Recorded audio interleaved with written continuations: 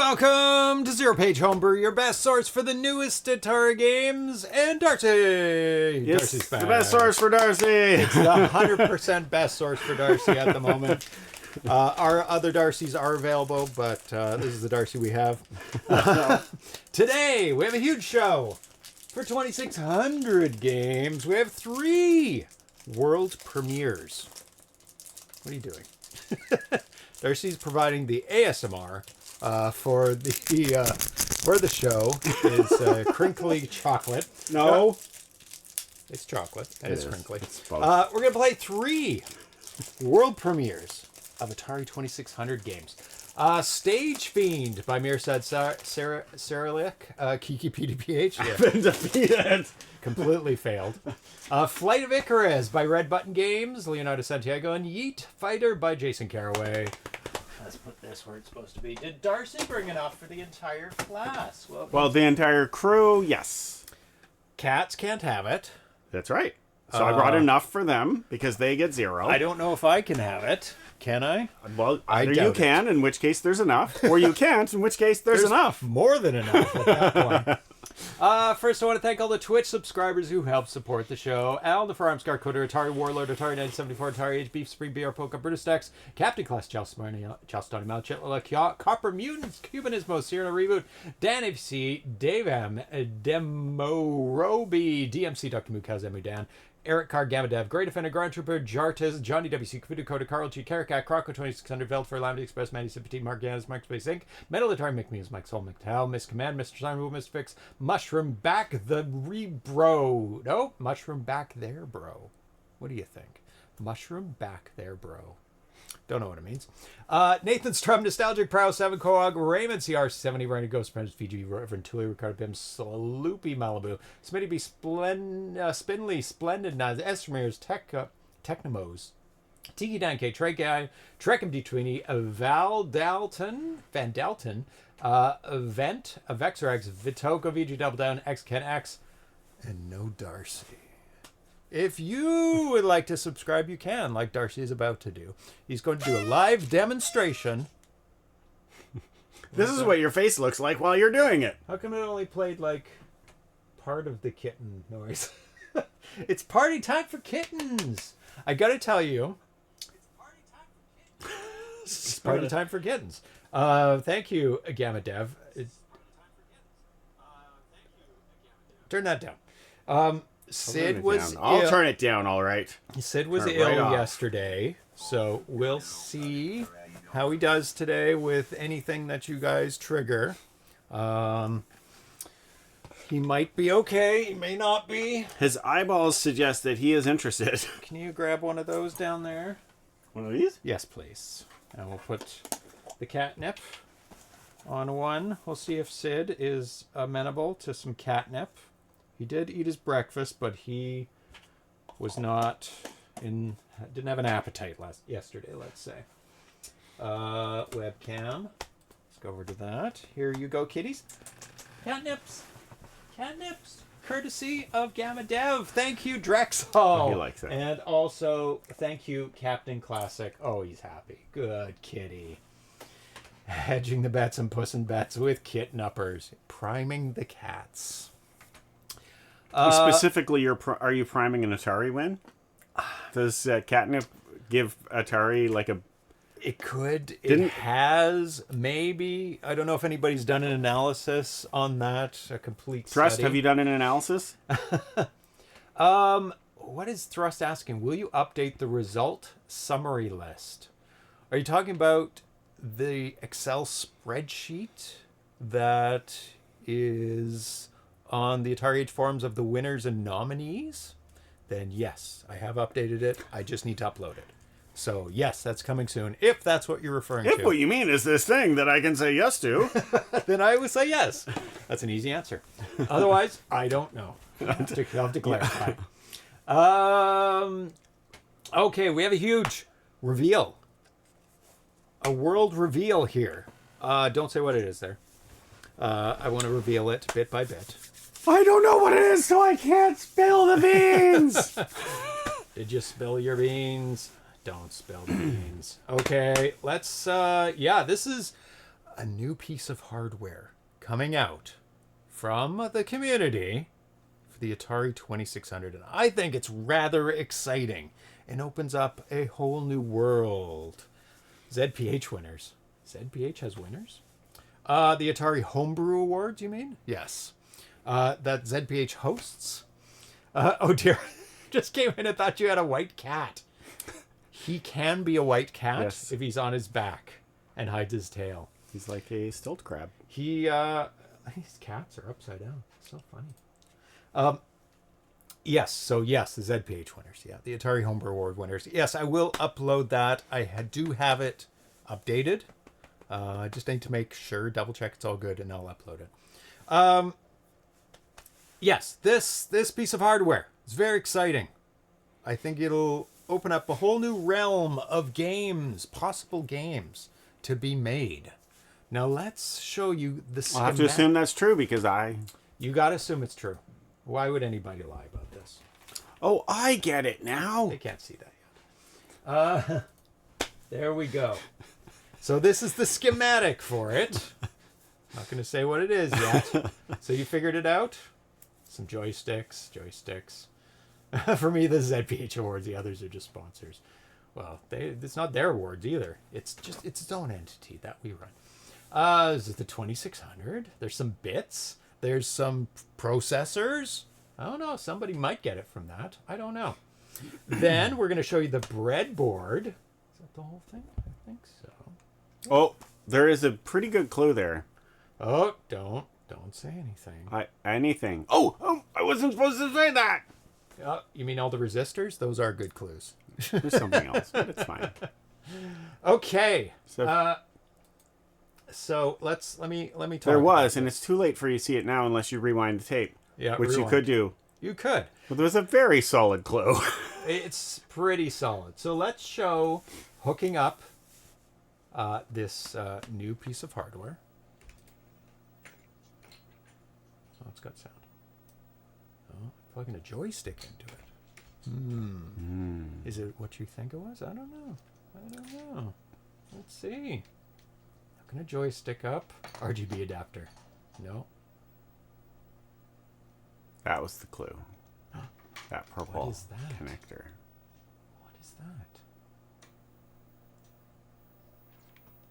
Oh my goodness. It's hooking up a keyboard. What can you use a keyboard for? A pink clue. Got the plus card there.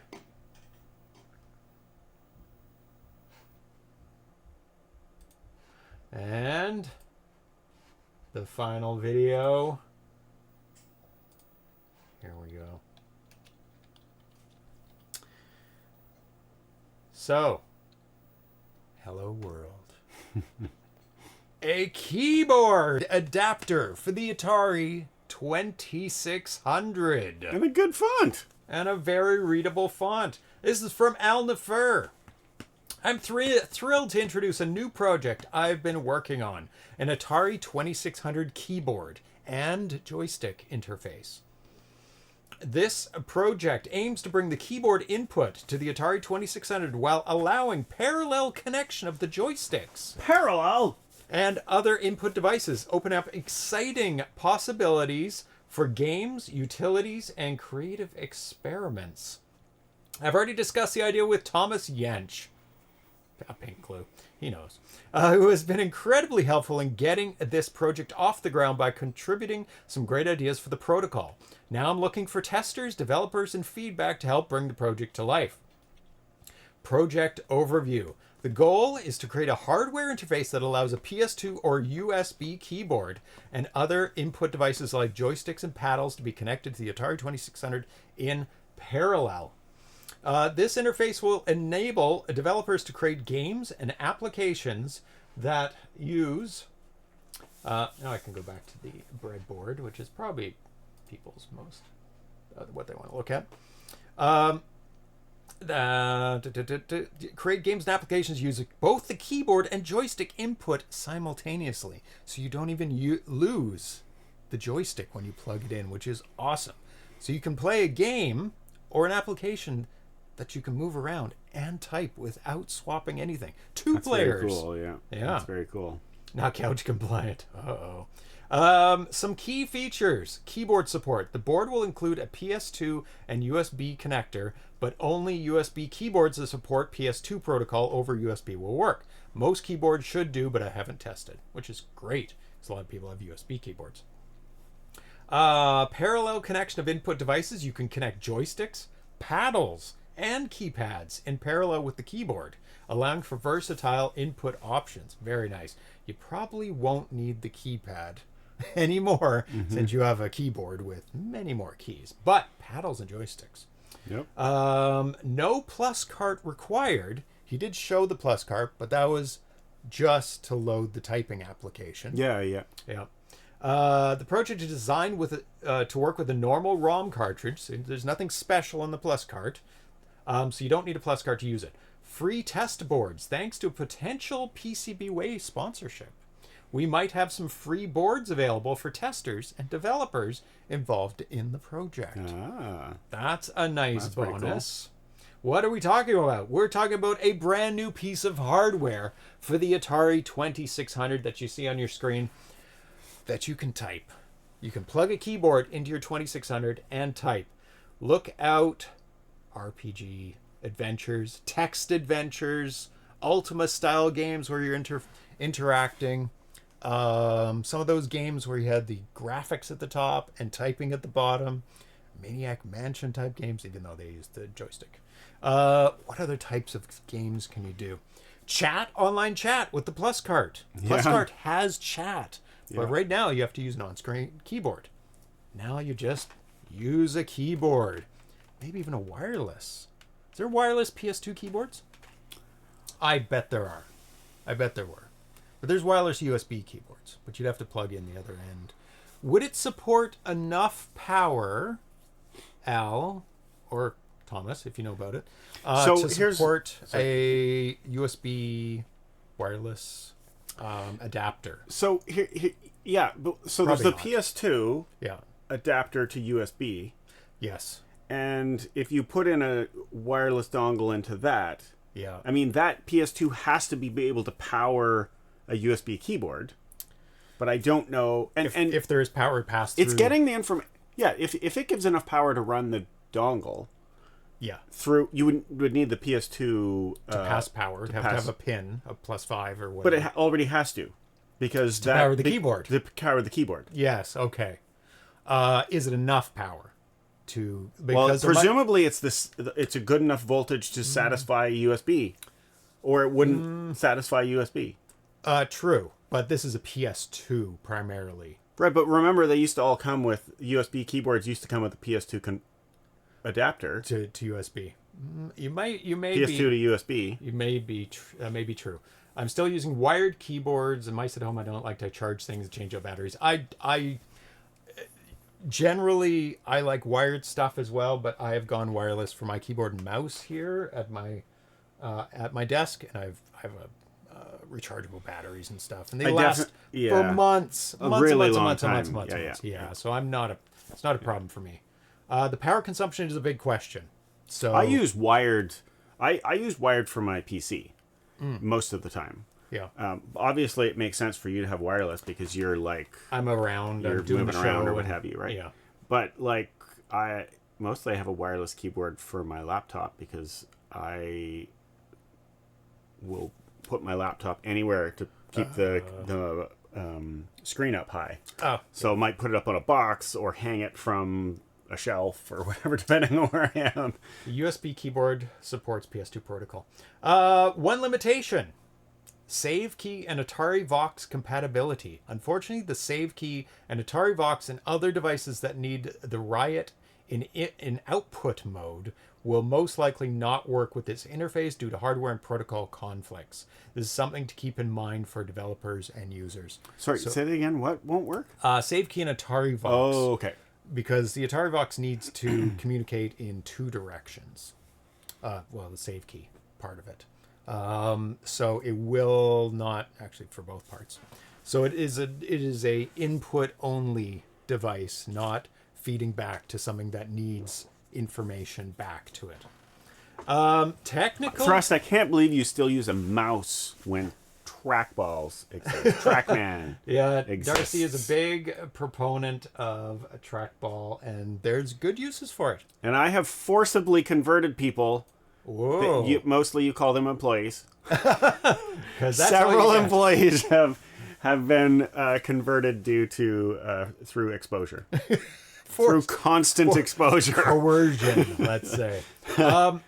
So, technical details. It's basic. I think I can put this on the screen. It's basically, I'll just put the code on the screen. It's basically an Atmega 328p that controls an 8-bit bus transceiver. Long string of letters and numbers.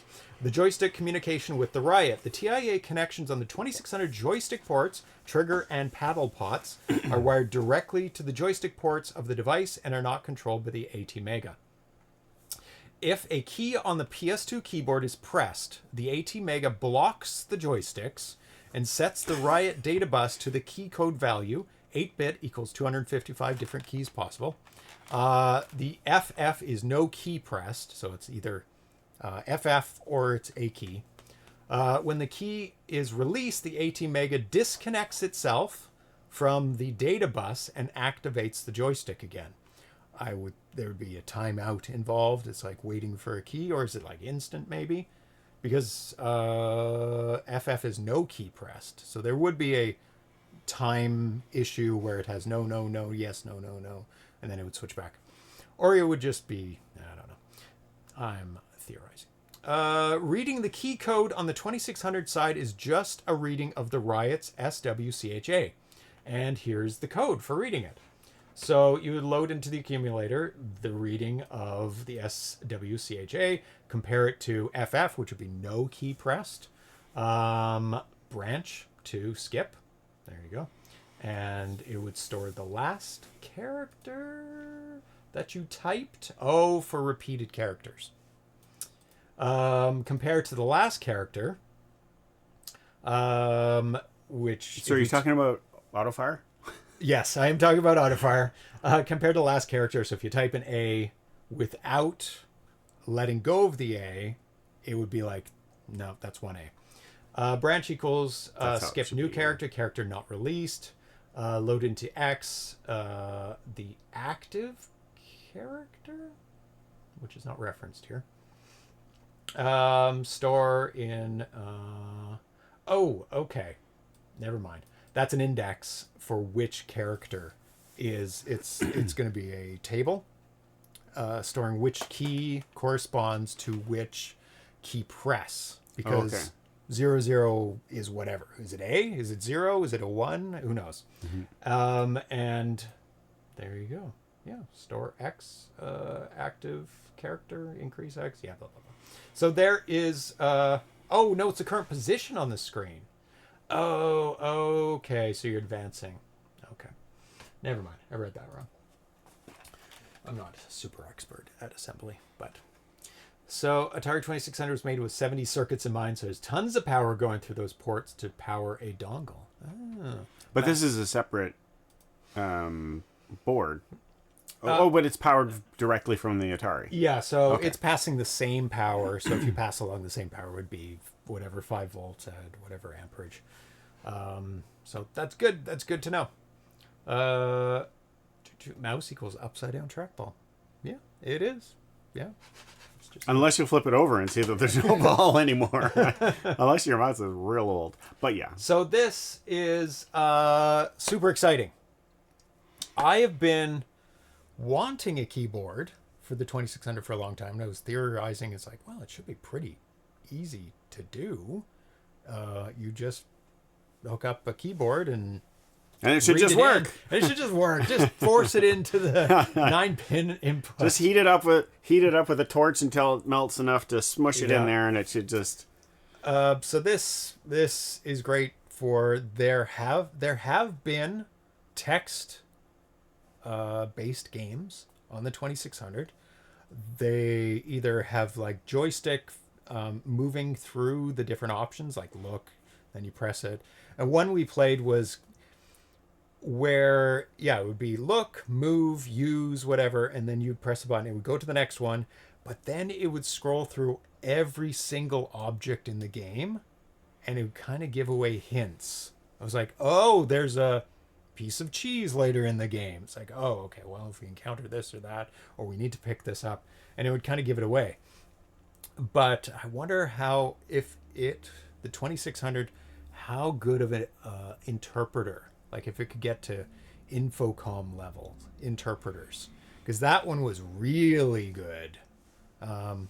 Maybe not, but it could get to a decent level of interpreter with a big enough ROM. Remember, the Atari had an expansion plan called My First Computer that included a real computer keyboard and required no additional power. Yeah, and it did it plug into both joystick ports? Yeah, but this is better because you could use joysticks and paddles with it. Can you inverse priority so the joystick input disables the keyboard? Well, would that matter? Because it flips to one or the other. Like, why would you need to have the keyboard the priority when it seems like a seamless thing? You press a key on the keyboard, it acts like a keyboard. Move the joystick, it acts like a joystick. To the end user, it wouldn't matter, but maybe in a programming sense, it depends. Are you playing Mule? Then it matters. That's right. Mule? Don't think there's much. Joystick 1 should not win all of the auctions. Oh, yes, that's what you're getting at. Yeah. Oh, but this needed additional hardware. Okay. So I'm really quite excited about this for developers being able to do whatever it's they awesome. want. It's really cool. Yeah. Yep. And I mean, the only problem with new hardware is the old problem with new hardware, which is that if people don't have that hardware, they can't play your game that requires that hardware. Unless you include it in your game, and that happens, which could happen. With Penult, I believe they included a save key because Penult, like you cannot play it. It's a super long game, and you need to save with it. And since there's a sponsorship with this, possibly they can do something with, like, put it on the box of the game. It's like sponsored by blah or board provided by PCBWay or whatever. So that's a possibility. And then it would not incur any extra cost for it. So yeah, super exciting. There's the schematic. Looks pretty straightforward. Does it use both joystick ports? Because it looks like it connects to both joystick ports. But can you go back to? No, it doesn't. Because see how the blue one comes up and then turns. It doesn't go into that. Oh no, but they both have a green going into it. Yeah, never mind. Both joysticks. Okay. So, but it doesn't matter because you can hook up both joysticks through it as well. Very much like the Quadtari. Like, you had to hook up all the joysticks through it, and it hooked into both joysticks ports in the back. Yeah. Okay, that's super cool. Next news is opcode posted on Tuesday about shipping delays. I know a lot of people are looking forward to getting the 7800 games again. That let's see, which ones does he give a list of them? No, but they are Popeye, Mooncresta. There was a couple other ones as well. I don't have the list in my head. Good morning, everyone. I wanted to provide an update on shipping dates back in September of last year, even before announcing our first 7800 game. We began developing a new deluxe box, as shown here. The plan was to complete the design by December and begin manufacturing immediately. The new box is even designed to accommodate the medals we plan to award to high scorers. Very cool box. Unfortunately, the design phase took much longer than expected, finishing in early February. After that, we moved into manufacturing, which required sending material samples to factory. Then tariffs hit, not only increasing costs, which we were prepared to absorb, but also severely impacting mail services. As a result, our box samples have been stuck in U.S. warehouse for a full month awaiting customs inspection. Oh my God. A couple of weeks ago, we made the difficult decision to revert to our old boxes instead.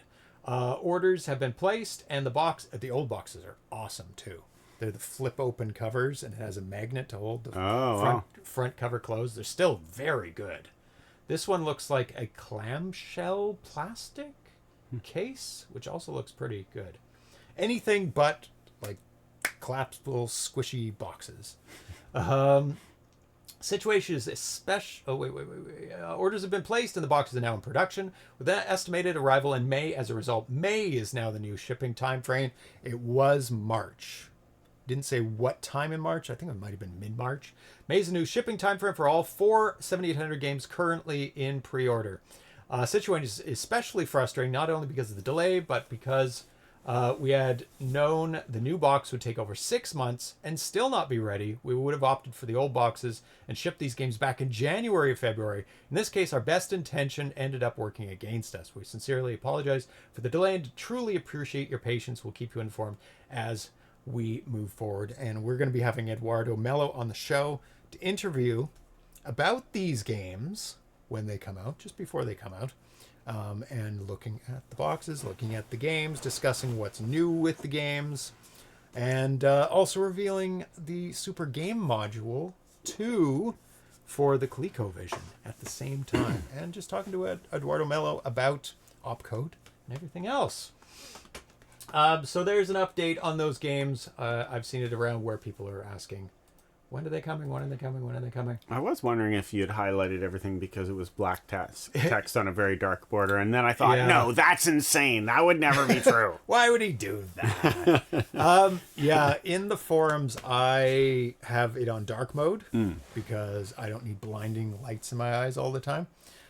Black is very nice, neutral, and white text.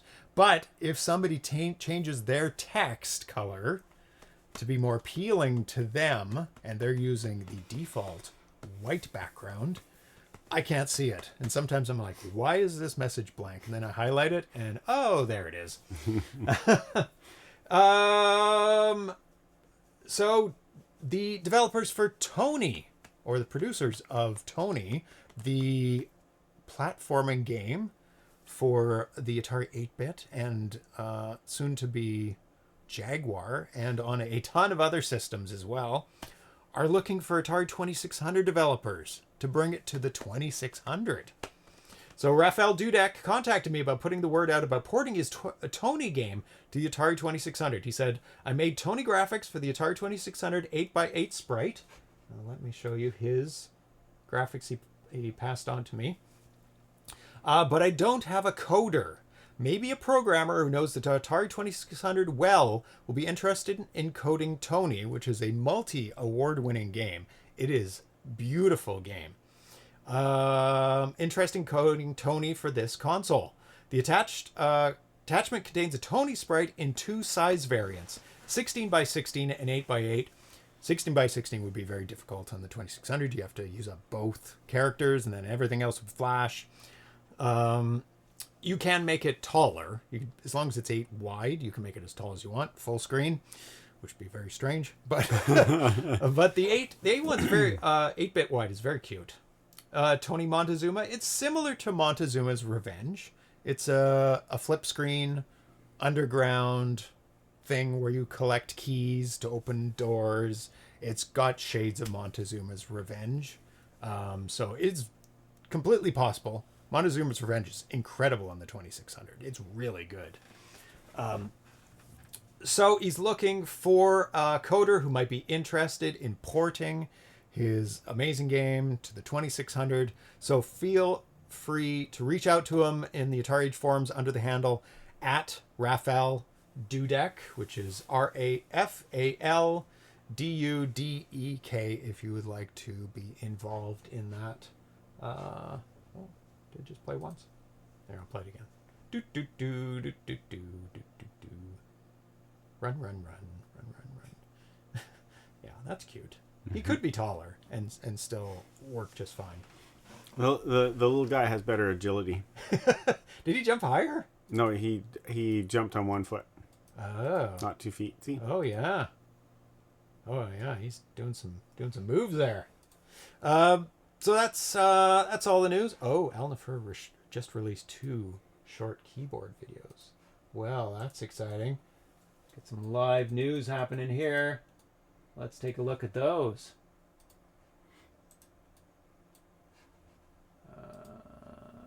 Okay, these are the YouTubes. Well, should we keep it in that mode? No. 1 second. Let me switch to YouTube mode because it is wide. That's better. Bigger as well.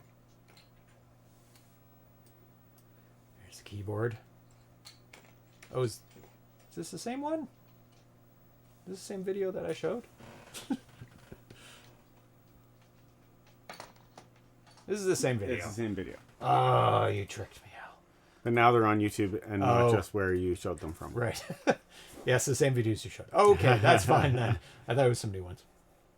Yeah, I didn't say new. I just released the 2 short keyboard videos. Oh, there we go. It has to be taller. Pixels are not square.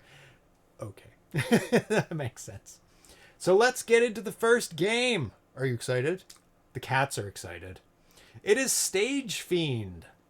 Exclusive world premiere by Mirsad, Sarajlic, Kiki, PDPH, who made games such as Karamuho, Flap Ninja, Jutland Skies, Meow, Meow 2, of which I am a character, Ninja Block, Ninja Hashiru, Stellar Drive, and Stellar Drive Mars. All excellent games. Let's give you the joystick. There you go. Give to me. It's mine now. And this is an exclusive world premiere.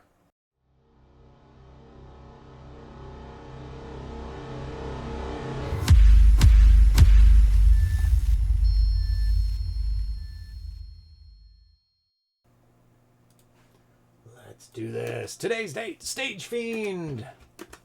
Stage Fiend NTSC. So this is from February 27th. Make sure I'm not blasting. Kiki 2025. Ears out.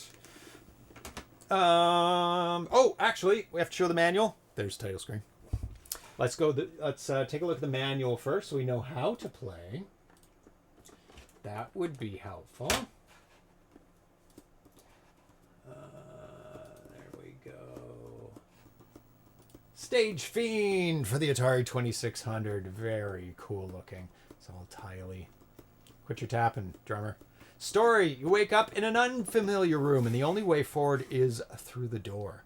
As you enter, you realize the truth. You're trapped in a deadly game. Each room presents a new challenge filled with traps, vanishing platforms, and sudden obstacles. At the end, the final door shows a glimpse of the outside world. But before you can escape, you must defeat the demon who rules this place. Ivory Tower Collections hate it when I wake up in a strange room. So do I. It's very disorienting. Can you survive and break free? Stage Fiend, the ultimate challenge. Stage Fiend is a platformer with 5 unique stages, each containing 5 deadly levels. Each stage introduces an unpredictable obstacles and dangers you must avoid. Focus, patience, and a cool head are essential. Uh-oh. You must not I'm get doomed. angry. We're all doomed here. Ah! Maybe the cats can play. You must not get angry, as that could be fatal. No, it's not going to work. This is all bad news. Stages: 1, Abyss Descent. 2, Crimson Spikes. 3, Saw Blade Frenzy. Oh, no. Rift of Space, Stage 4. That sounds fun. It's probably not, but that sounds fun. Fun for the audience as we throw the joysticks across the room. Stage 5, Switch of Fate. Controls: fire button, start game or jump. Left is left, right is right. Forward, continuous jump. Reset game. Game mechanics: lives. Each level has 3 attempts. If you fail to complete the level in the 3 attempts, it's game over. Oh boy. We'll see how far we can get. That seems generous. Each level you have three attempts, not each. Wait for not it. for the game. Wait for it. It's not generous. It's brutal. It's generous in the number of attempts you get. True. It's not generous in how easy it is. Yeah, I that guess, is true. I'm guessing. Yeah, three lives per level is generally very generous for a game. Time bar. The time bar decreases as you progress through the level. If the bar runs out before you finish the level, you lose a life attempt. The bar will not decrease at the beginning of the level until you move the joystick, allowing you to use the start of the level as a pause. It's not going to help you navigate the level. It's not. I'll tell you right now. Scoring. Points are awarded based on the speed and number of attempts. The faster you finish a level, and with fewer attempts, the more points you will earn. So if you're good at memorization, you can get pretty high scores. So level in stage is at the top. So that'd be 4th level in the stage. There's your lives or attempts. Current score, timer bar. Mirsad, Sarajlic, game design, programming, artwork, some dude, testing, and suggestions. Kiki 2600 games. He just started up his Facebook page for his games. He's got plenty of games now. Also, this game is a port. And it is a port of a game called Level Devil. No, go away, cookies. And so I'm just going to quickly show you the first level. 2600 Meat Boy, very similar.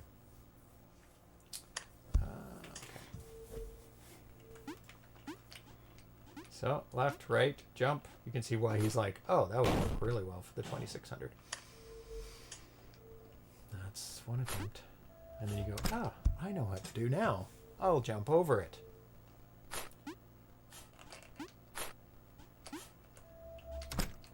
And it gets more and more complex. I'll do the 3rd level.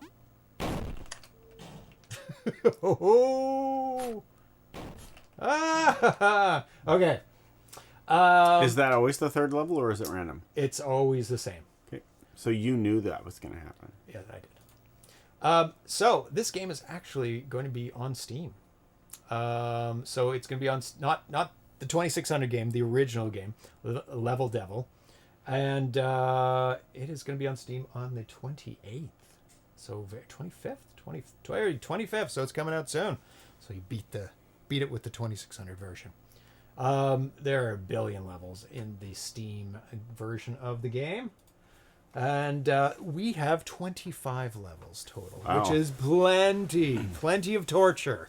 I don't think we'll make it to the end. I was playing Unlimited Lives version of the game, luckily, but I have not played the Limited Lives version of the game. But we will be now. So let's wait. I'm sure it will be fine. So gonna have a little coffee here to power me up. That's right. Darcy's going to play it because I know some of the... And the funny thing is, when you look at the requirements... Whoa! Oh, max points for that one. See, that's how it's done. But, we got a little sneak preview. Oh! On the Steam version, I found the requirements, the computer requirements, kind of funny. Oh! Okay. Requires a 64-bit processor, 64-bit Windows, and 1 gigahertz processor, 40 megs of RAM, and 100 megs of space. The requirements for the 2600 version are a 8-bit processor, a 1 megahertz processor, 128 bytes of RAM, and on this one, 32K of space on the cartridge. First, I thought might be like the flickering Jumpman, Mr. Run and Jump from Atari, but now it seems way more interesting. Yeah, no flicker here. Mirsad doesn't generally make any games with flicker. I don't think he's ever used flicker. He's been very, very creative with his games. Level 3. Yeah, sometimes that doesn't help you when... Oh! Nobody cares. It's fine. Oh, no. It's your 3rd attempt. You gotta make it. No! I heard the button, but you fell off before. That's a skill issue. Very interesting gameplay. Yes. It is very cool. Yeah. Super cool. Ah, so scared. It is very funny that it's literally like an asshole game. Like the game is literally being an asshole. Like it's literally being unfair. Oh yeah. I mean, it's fair once you know, but it is what you would call unfair. There's a compilation. When the pits move to go underneath you. God, I forgot. I forgot already. And stop on the top. And make sure that you jump far enough. Yeah. There's a compilation of people playing the other game and like getting so frustrated. What has happens here? Ah! Okay. Okay, now I know. Bah! Purple level! This is one with spikes. Oh my god. You never know how fast things are gonna move. Or how deadly the side of a spike might be. That as well. Yeah. Is it like pixel perfect deadly? Oh my god. It's it's not a spike, it's like a deatomizer. Or is it like, oh, you swung your arm you swung your arm over the spikes and you died? Oh no! Oh, God. I pressed it. Just too late. Very funny to watch. Yes. It is, isn't it? Where is it? This is the one with 2. Oh my god. And this is the one where it moves. Yeah. Oh, it Like moves that. towards me. Yeah, it moves.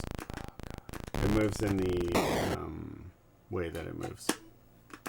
I was going to say against you, but it actually helps if you jump. Ah! Got the wall. And the last one moves towards me. I have to jump at the last second. No! You jumped at not the last. Not the last second. The pixel next to the last second. Love the humor in this one. Yeah, there are no continues. You start over. Whew. Game audio is way out of sync. Thank you. That is not what I want. I want it in sync. In sync. Yep. The bane of my existence is synchronization. Diddly. Oh my god! Ah! Are there more surprises? Oh, wow. That was lucky. Okay, these are moving towards me for sure. Oh my god. Okay, one. Oh god. Oh my god. Oh, they come to you. They're not on a timer. They're on a come to you. Oh my god. And these are gonna come to you as well. And these stop. Oh, it's so hard. It's so hard to. Oh, you're like a balloon, and those spikes they just pop you. Ah! No!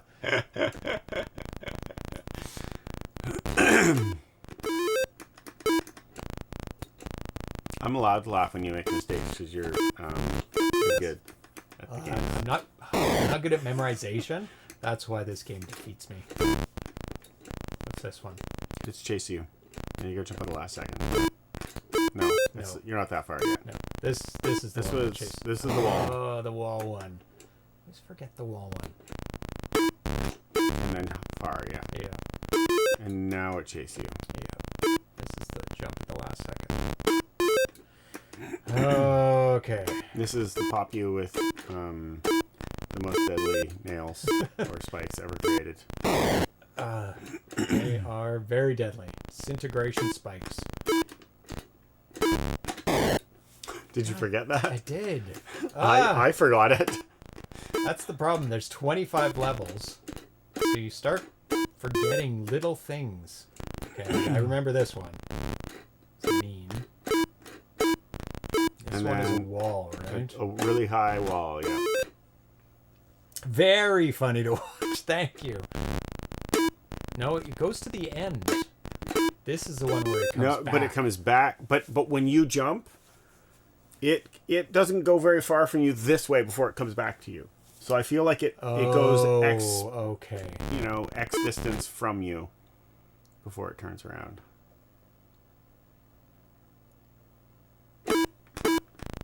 Nice. Oh God, what is this game? Yeah, I knew it. I knew it. Ah, still hard. Made it to stage 3. There's something else here. Knew it. It's a vicious game.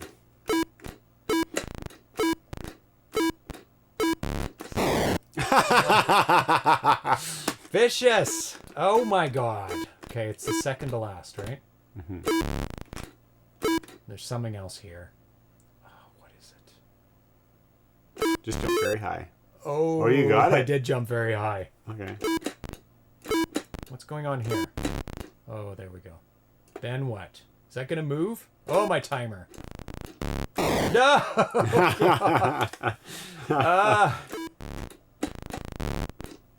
There's something else as well. Oh, I think I remember. And then there's another thing down here. Oh! God damn it. Oh, it's my third attempt. Yep. Okay, what is it? And the thing, you got to jump right at the last act because there's a saw is going to come get you. And then, yeah. Oh, my heart. Oh, my heart. Okay. Oh, James's heart. Oh, God.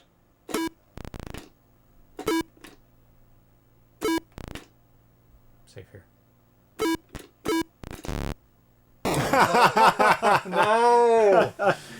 No! No!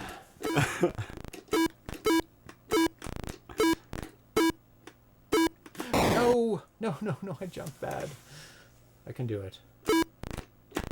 No! No! Oh my God. One more.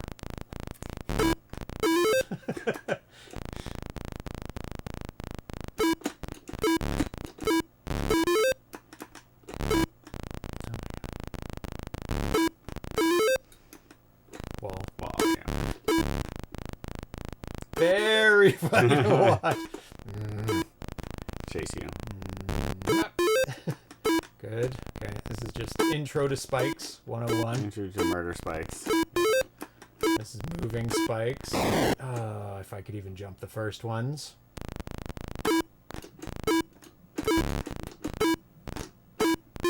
Yeah, I love the clean aesthetic of this game. It's just so beautiful looking.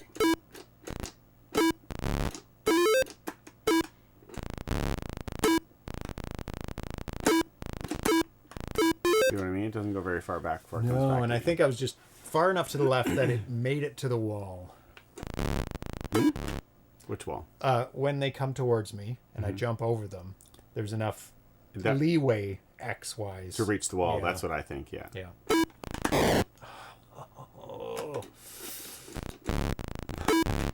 Schadenfreude at its best. Yeah. Whoa, that was actually pretty close. Okay. Whoa. Okay.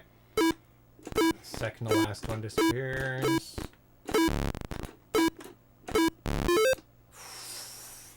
Forgot about that. Mm-hmm. Okay. This is the one where it's there. And then a saw jumps up at the end. Yeah, and then it moves left, then right. Yeah. It's evil. This game's super evil.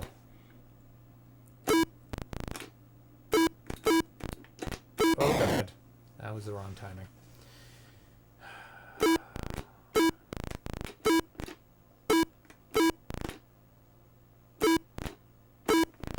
Nope, didn't make it. Damn it! Last try.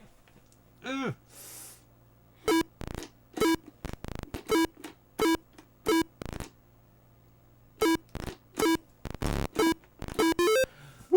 Get all my lives back. Now what fresh hell is this? Oh,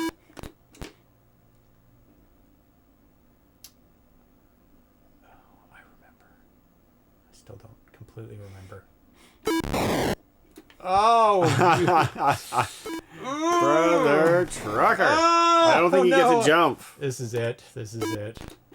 I don't think... You either have to jump from further back. You do jump, but it's just not all the way up. Oh, no. Okay. We'll leave the rest to everyone out there. It's very good. It's really, really good. It's clean. There's no flicker. Beautiful movement of everything. Tricky puzzles that make you very frustrated with life. Maybe do not jump. I think you do have to jump. I remember testing it, and you can't just fall off, I don't think.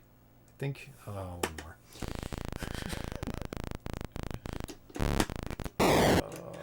Good start. Is it possible that you jump from further back? You still get just as high? In this one? No, I mean on the one you died at. Yeah, you can. You can jump further back. I don't know if it makes a difference. As long as you don't hit, because it's in the spike, as long as it's your arc isn't hitting that thing at the top. It is beneficial to jump, if not for requirement. You successfully stayed mostly in the center of that. It was my intent. But then you hit the wall and exploded. Did I hit the wall and hit explode? Wall. I think I hit the bottom and exploded. It's too far of a fall. I think you hit the wall and exploded, but I could be wrong. Oh, maybe. Try it now. No, I will not. Jump. No.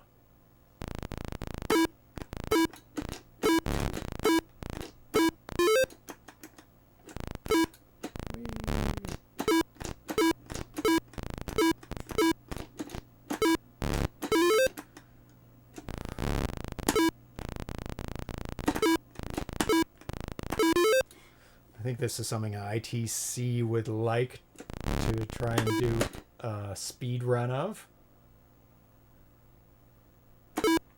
No! Because it is speed runnable. Because your score depends on how fast you get through things. And also memorization. Ooh. Brutal. Okay.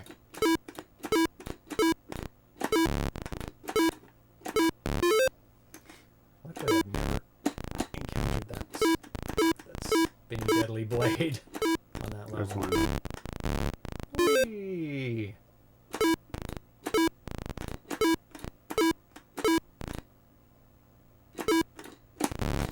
I pressed it! Just too late. I had no ledge to jump from.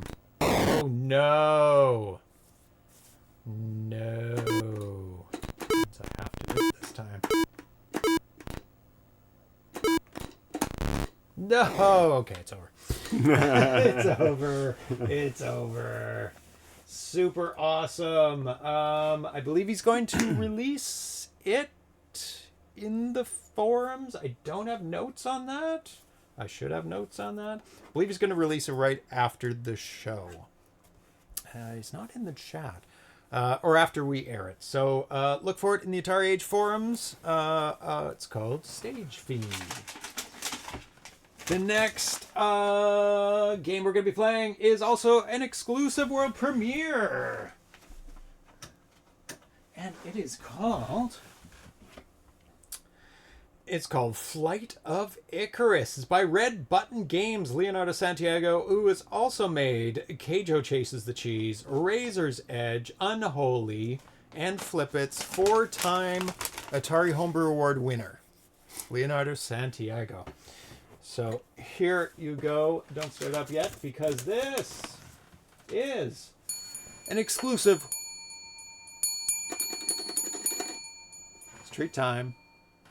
Tree time. We'll do treat time first. Yes. The tree time And then Oh, exclusive babies. because just like the That's right. the excitement will just build. It's building. Can you feel it building. already? It's building Bubbling so up. good. It's building so much. Okay, so Speaking of treat time, I believe that you're allowed to have this treat. I am allowed to have this treat. How are they? Is it good? Oh, Ooh, yeah. almonds. Almonds. Oh, get that cat off that keyboard. Bad cat. Mr. Kitten. Is he typing? He's Get him. Get him out of there. Oh, he's switching. No. Did you say anything to the Switching people? things. So who triggered that? It's Gamma Dev. So let's start up the betting. The betting must start. Oh my goodness, what's happening? Why is there so much abuse? Cat abuse! Cat abuse! Puss and Bets, get your bets in. The bets have started. So remember, Sid was ill yesterday. How this is going to affect his performance, we don't know. It's part of the fun. Part of the fun. You may want to shift towards Atari. I don't but want also, to say that we made him sick on purpose to make things interesting. definitely did not. It freaked me out. I But wasn't even here. So he it wasn't also me. didn't eat a lot yesterday. He didn't eat anything yesterday. Oh, so he that could threw up help. his breakfast. That could help. He's built up some nom noms. Nom nom nom. But also high as a a cat. High as a cat. Are you high as a cat? So, we've covered all the bases already. Excellent. So let's get this. Get our. Oh, he seems eager. He seems eager. Yeah, I think I need to adjust some things because the I don't want all the sounds didn't work. I don't want to be negative, but I feel as though Sid there's some Sid favoritism going on here. Well, he does have 3 categories. So who Well, knows? it is fair He for does people to win. bet on the person who's likely to win. Yes, it wins almost every single time. Whoa, you do want some treats. Oh my goodness. Yeah, we're imitating you, making fun of you. This is Sid. Okay. Oh, I didn't switch over. Let's switch over to the treat time. There it is. There's the stats on the screen. 10 seconds left. Get your last bets in. Get them in. Let's clear the stage for the bell. Yeah, it's almost time. And the polls are closed. It is time. Are you ready with some treats? I'm ready. Okay. Nope. Oh, Atari, come over here. Come on. Atari. Oh my god. What is this going to happen? What is going to happen? Atari seems not interested. Okay, guys, you ready? Go! And Sid opens with the first bell. Atari needs some coaxing, some training. He is stunned. Oh, he's pushing it. Hit it. Hit the bell. There we go. Atari's on the board with a 1-1. Sid evens that Sid, up. acting as though Ahead by blue 1. buttons do not exist. I don't want a blue button. I want the pink one. It works really well. Oh, did he hit it? No. Okay, he did now. 3-2 for Sid. Sid is gobbling them up. He obviously was very hungry from yesterday of not eating anything. 4-2 for Sid. Can he make it 5? He makes it 5. 5-2. Atari is back. He's pressed it, but not rung it. He's pressed it again, but not rung it. Sid shows him how it's 6-2. Come on, harder. Get it. Hit it. Come on, hit it harder. Sid gets 7-2. There we go. 7-3. It's ahead by 4 still.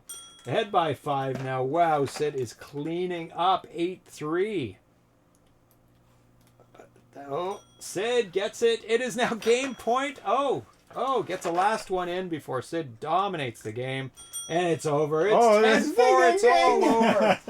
It's all over. You gave it a double ding. Just in case. Just a little flexing there from the littlest cat. So, I thought he wasn't going to perform well, but it was all about his hunger. He has an empty stomach. He is hungry for battle. It is ahead by 6 whiskers. Sid dominates. So, people were right to go Sid 3-4 and Sid 5+. Those are the big favorites. So, let's Atari's dish sharking. I think ITC. I think I figured out. Well, I'm not able to vote for watching from home. The lag from the broadcaster side is over 30 seconds on average, but on the fiber line where I'm not, and now it's only a few seconds. But the voting is 2 minutes long, so even a 30-second would give you a minute 30 still. Maybe if there's too much lag, it won't let you vote because you don't have information. Possibly. But the voting is based in the chat. Yum, yum, chocolates. Okay, so, Sid, 5+. Who is the big winner? Let's hold that chocolate. It is... This is not for kittens. Definitely not for Gamma Dev. Oh, he's the one who triggered it. Conspiracy. So, ratio of 10-1. Gamma Dev and 2 other people share a pot of 12,000.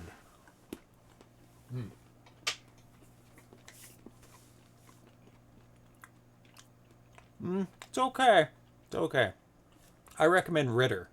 Ritter's really good. Very, very good chocolate. Okay.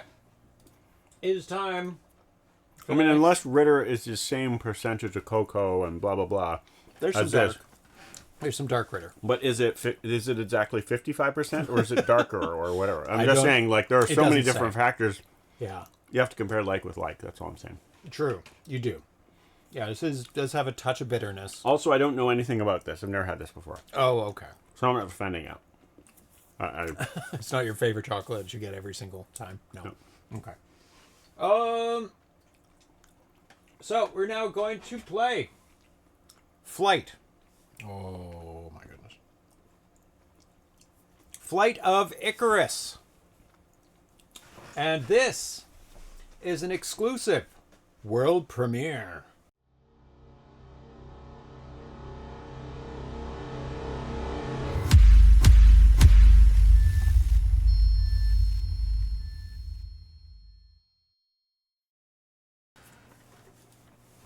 Let me change the cartridge.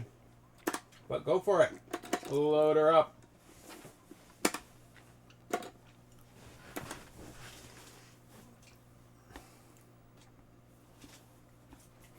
Do you know the code?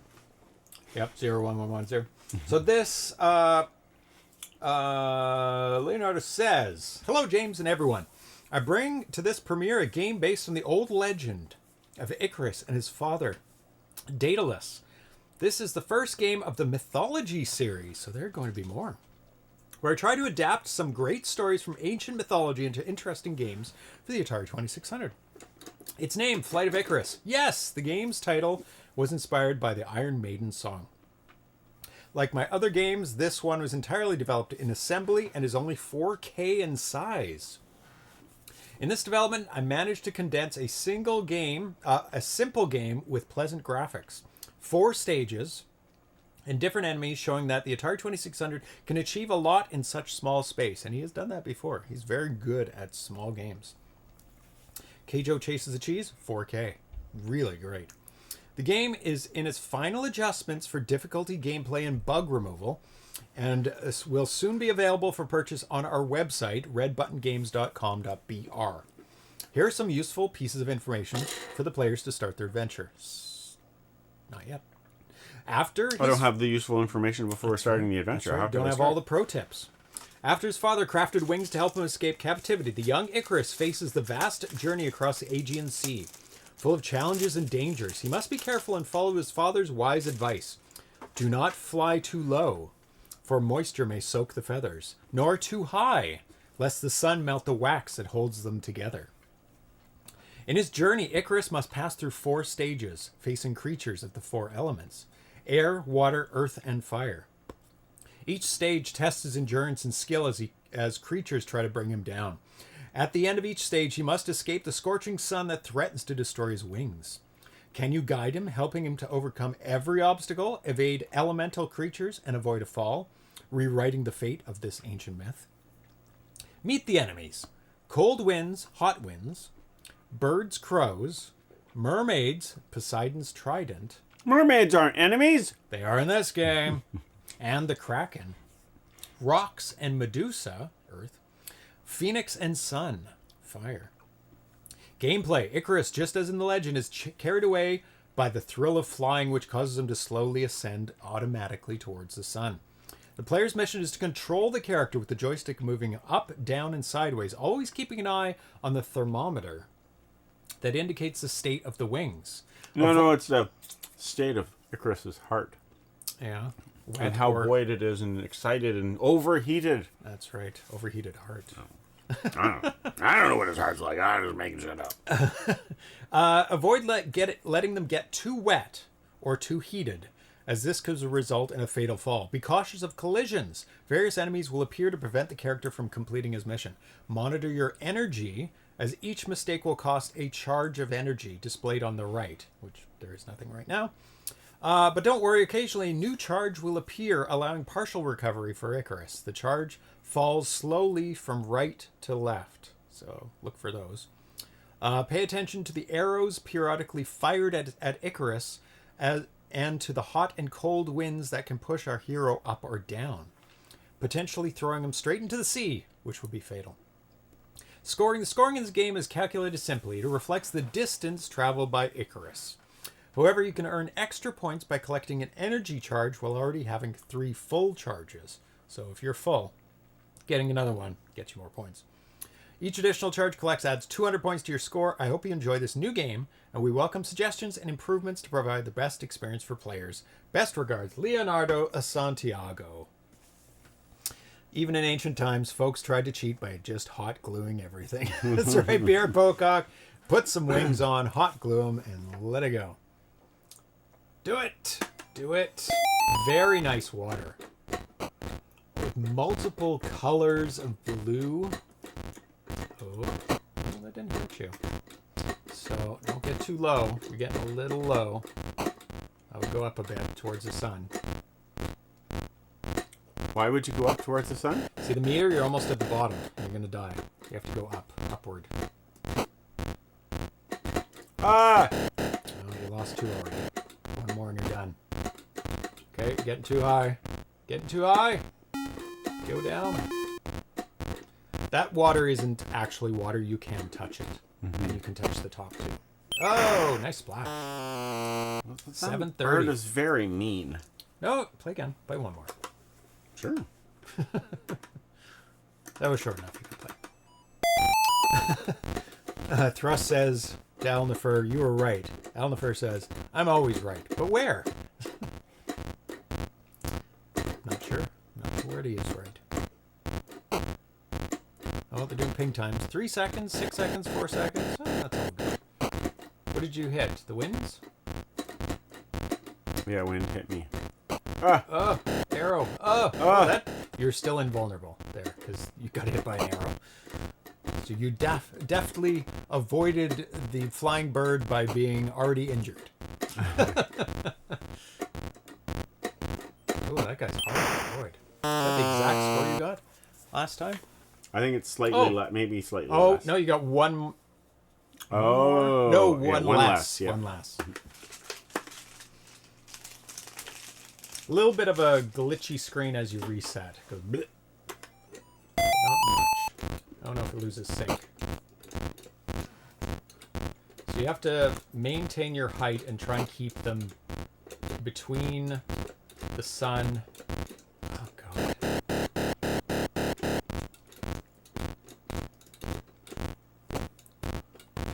That bird is brutal. It's just going to rush you at some point. Yep. That's not bad. Between the sun and the water. Not too high, not too low. So you always have to keep an eye on it. There's multiple things coming at you at once. Oh boy. Come on, go, go, go. There. Oh, getting too high. Ah! Nope, that didn't get me. Oh, I think it just blows you up. Oh. And blows you down. It doesn't injure And you. changes your heat. Oh, automatically just changes. I think the red one makes you hotter. Mm. The other one probably makes you colder. Okay. So it could, in fact, kill you if you're too high or too low. Well, if you really want to know, Oh, God damn it. let the wind hit you next time and we'll see. Maybe I'm going to start a new game. Not right now. Oh, I think I need to get that. No, I don't need to get that. What was that? What was that? I think that It's like was a Phoenix. circle. Oh, no, because the Phoenix might... No. I don't know if that's the Phoenix or if the... It looks like a... Doesn't look like a bird. Looked like... Yeah, but the Phoenix is Not like, a bird or a crow, not a mermaid, Poseidon's trident, kraken, rocks. It was kind of It's a Phoenix, though. Yeah. Because it looked like burning. I don't know if it was a Phoenix, but it was burning. So that's why I thought that. Yeah, very nice, really nice graphics and animation. Especially the water. Very impressed with the water. Yeah. Yeah. Pushed me And down. cools you down. Yeah. Oh, does it actually? I think it does. Yeah, it cools you. I'm not positive on the cooling. I think I'm it not sure cools on you. that. So get hit with some more wind and we'll see. Yeah. Down. Very good use of the missile, or no. Oh, damn it. No, all it I can just say, pushes. all I can say is your heat did go up when you were in the hot wind. like a big jump. It was going up. Oh, okay. And I don't know for certain. I think that it did heat you up, but I'm not positive because of course it blew you up. Yeah, no, it went up. That's 'cause You were in the middle. There. You were in the middle, and it was making your heat go up. It went boop, boop, boop. Oh, okay. Not giant jumps, but like. Because I think if you are above the middle of the screen, it goes up, and below the Maybe, yeah. it But- jumps. It jumps a tiny bit. I don't know. Yeah, It's not. it might have nothing to do with it. No. Yeah. That one was pushing me down, yet I was going up. So Yeah. yeah. It's not significant. Let's say it's not like something super to worry about, unless you're already low. Oh my god, that was close. Oh god, too close to the sun.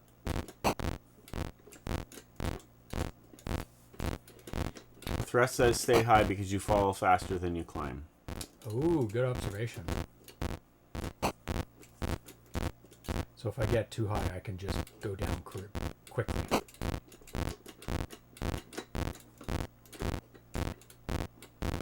Yeah, well, I'm letting go of the joystick and it climbs slowly, but I can push up and go faster. I don't know if you talk about the meter. Or No, my he means that movements. you can actually go up quicker than you can go down. Or is that not true? I don't. Let's see. Oh my god. I gotta play.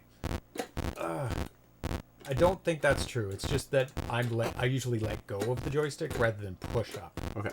Yeah. This must be the Phoenix. Oh, god damn it. Stop pursuing me. It's dangerous because you can't get too close to the sides. Because those things come out randomly. Can you stop? Am I supposed to get you? Oh, finally. Is that stage 1? Probably. Did I win? No. Did I win? Nope. Nope. My score keeps going. I just have to press the button to the next stage. Oh, there we go. Poseidon's trident. Are you going to throw it? Throw it. There we go. Nice. Whoa, nice. That's awesome. Oh, no. Oh, you overheated. Oh, God. Just as it was getting to the second stage. Yeah, the crack in your butt made That you looked fall. awesome. I only saw it for a second. Boo. What did I read out? I 4 guess stages. the difference. I guess the thing that defines cold winds versus hot winds is the direction they blow. Yeah. All right. Alright. Well, blowing up would be hot winds because it's forcing you up. Oh, God. Sure. Damn it. I have to die less than 1 time per level. Or lose a... Yeah, those would be hot winds blowing up. I want to see all the creatures. At this rate, I'm not going to. So you get 20 points per second. or something like that. I'm going to stay too forward or too back on the screen because things come out from the left and right mostly. Mm-hmm. Some of the flying birds. Oh my god, that was dumb. Oh, Yeah, the flying birds come out from the middle top. Like that guy. Mostly they come from the right. Damn it. But there is Just like the boss. This is the boss. But the griffin comes from the left, but everything else seems to come from the right. Yeah. I don't know if it's everything else, but Moving clouds would be a good touch, actually. And there's no reason he couldn't move them as they look right now. Like move them back just a little bit. That would be a very, very good addition. And he's obviously I adept. feel like you passed through the back of that bullet and it didn't get you. Oh, that's good. But I don't know if you did or if it was just close enough that it looked like it to me or something. He's obviously adept at moving the play field, or he stored the play field as a sequence, but I doubt that. It's much easier to just move it, shift it left. So you can see the water is a collection of play field information.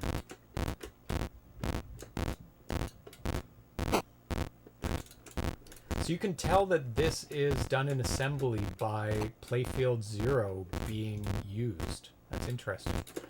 Because I'm guessing that Atari Basic gives up playfield 0 to be able to have enough time to do extra stuff.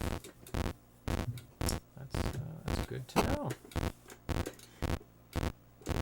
Telltale sign. Of course, another telltale sign I've heard is the font of the score used. Because there's a font kernel that everybody uses. This is actually quite challenging. Not because of it's that. Not dodging this guy. It's dodging all the other things that come out randomly, especially the fast arrow. That one. Oh, good. 2 lives. Okay. See if we can see some stuff in this next level. Level 2 of 4. It gets a little darker. Okay. Trident wasn't too bad. Because you just kind of hang. Damn it. Till it shoots. And it's not super. Oh! God damn You got it. too close to the sun, exactly the same as last time. Because I was avoiding the trident and I was at the top You're of the avoiding screen. the trident, and then you're avoiding the kraken. Yeah. Your butt. Okay. We wouldn't avoid Exact that. same problem.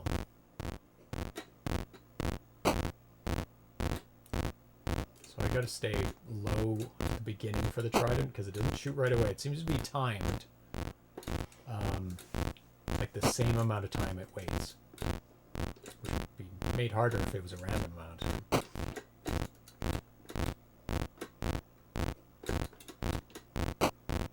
Yeah, the too high and too low definitely comes into play in the second level. Immediately.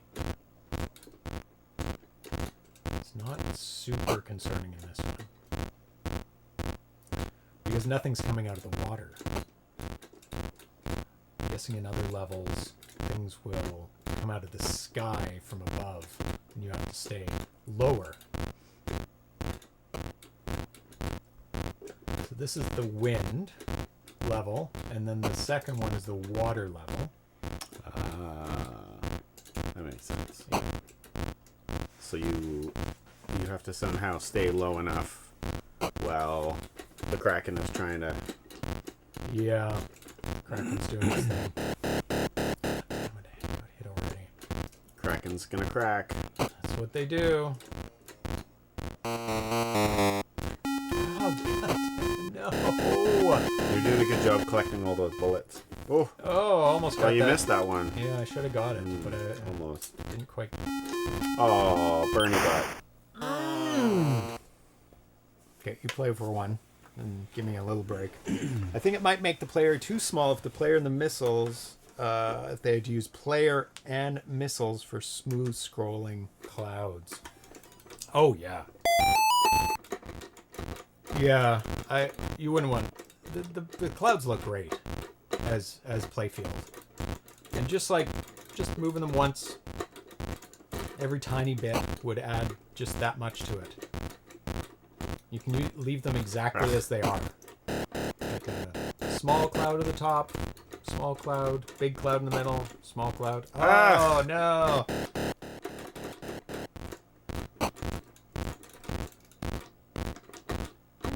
Just watch out, you're very low.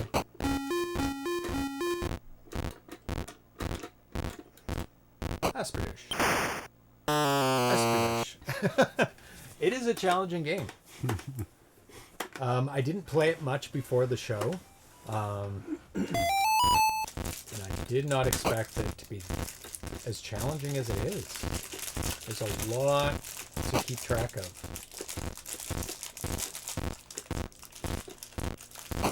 It's a very good mix of enemies that keep you on your toes and make you have to do multiple different types of maneuvers.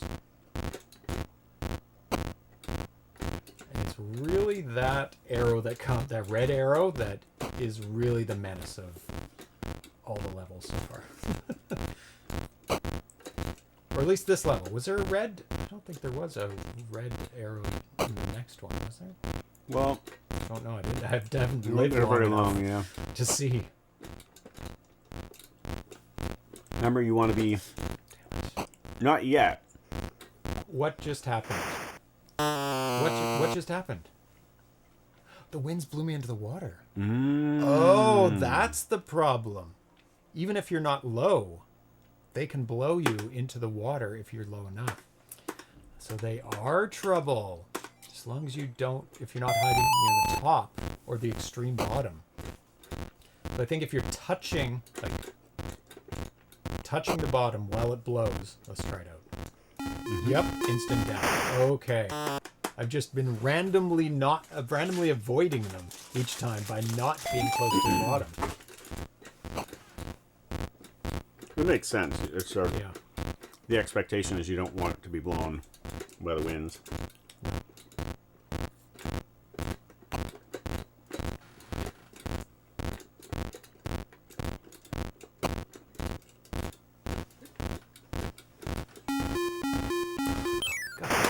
And it's instant death, too.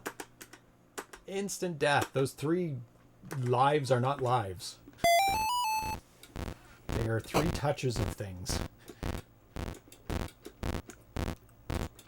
You have to get up from the bottom when those winds come. Like if you're trying to get lower, you need to get away from there. Come on, red thing. There you go. Ah, no! You got birded. I got birded bad. Water birded. That's terrible. Yeah. That's a terribly good pun. I'll give you a pun award for that one. Buddy, what are you doing? You come sit on my lap? Maybe. Oh, God. I looked at the cat for 1/2 of a second. And it goes, Too many seconds. Yep.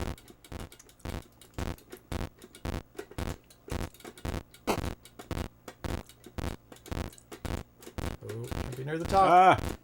Ah! What? Where's this bonus life thing that I was promised in the instructions? I haven't seen anything. You have to make it through the whole Oh, game. that's what it is. The black things are bonus. Really? Yeah, I just got one. And That going explains back to why 3. that time you Oh, remember you want to keep low if you can. See, look at that.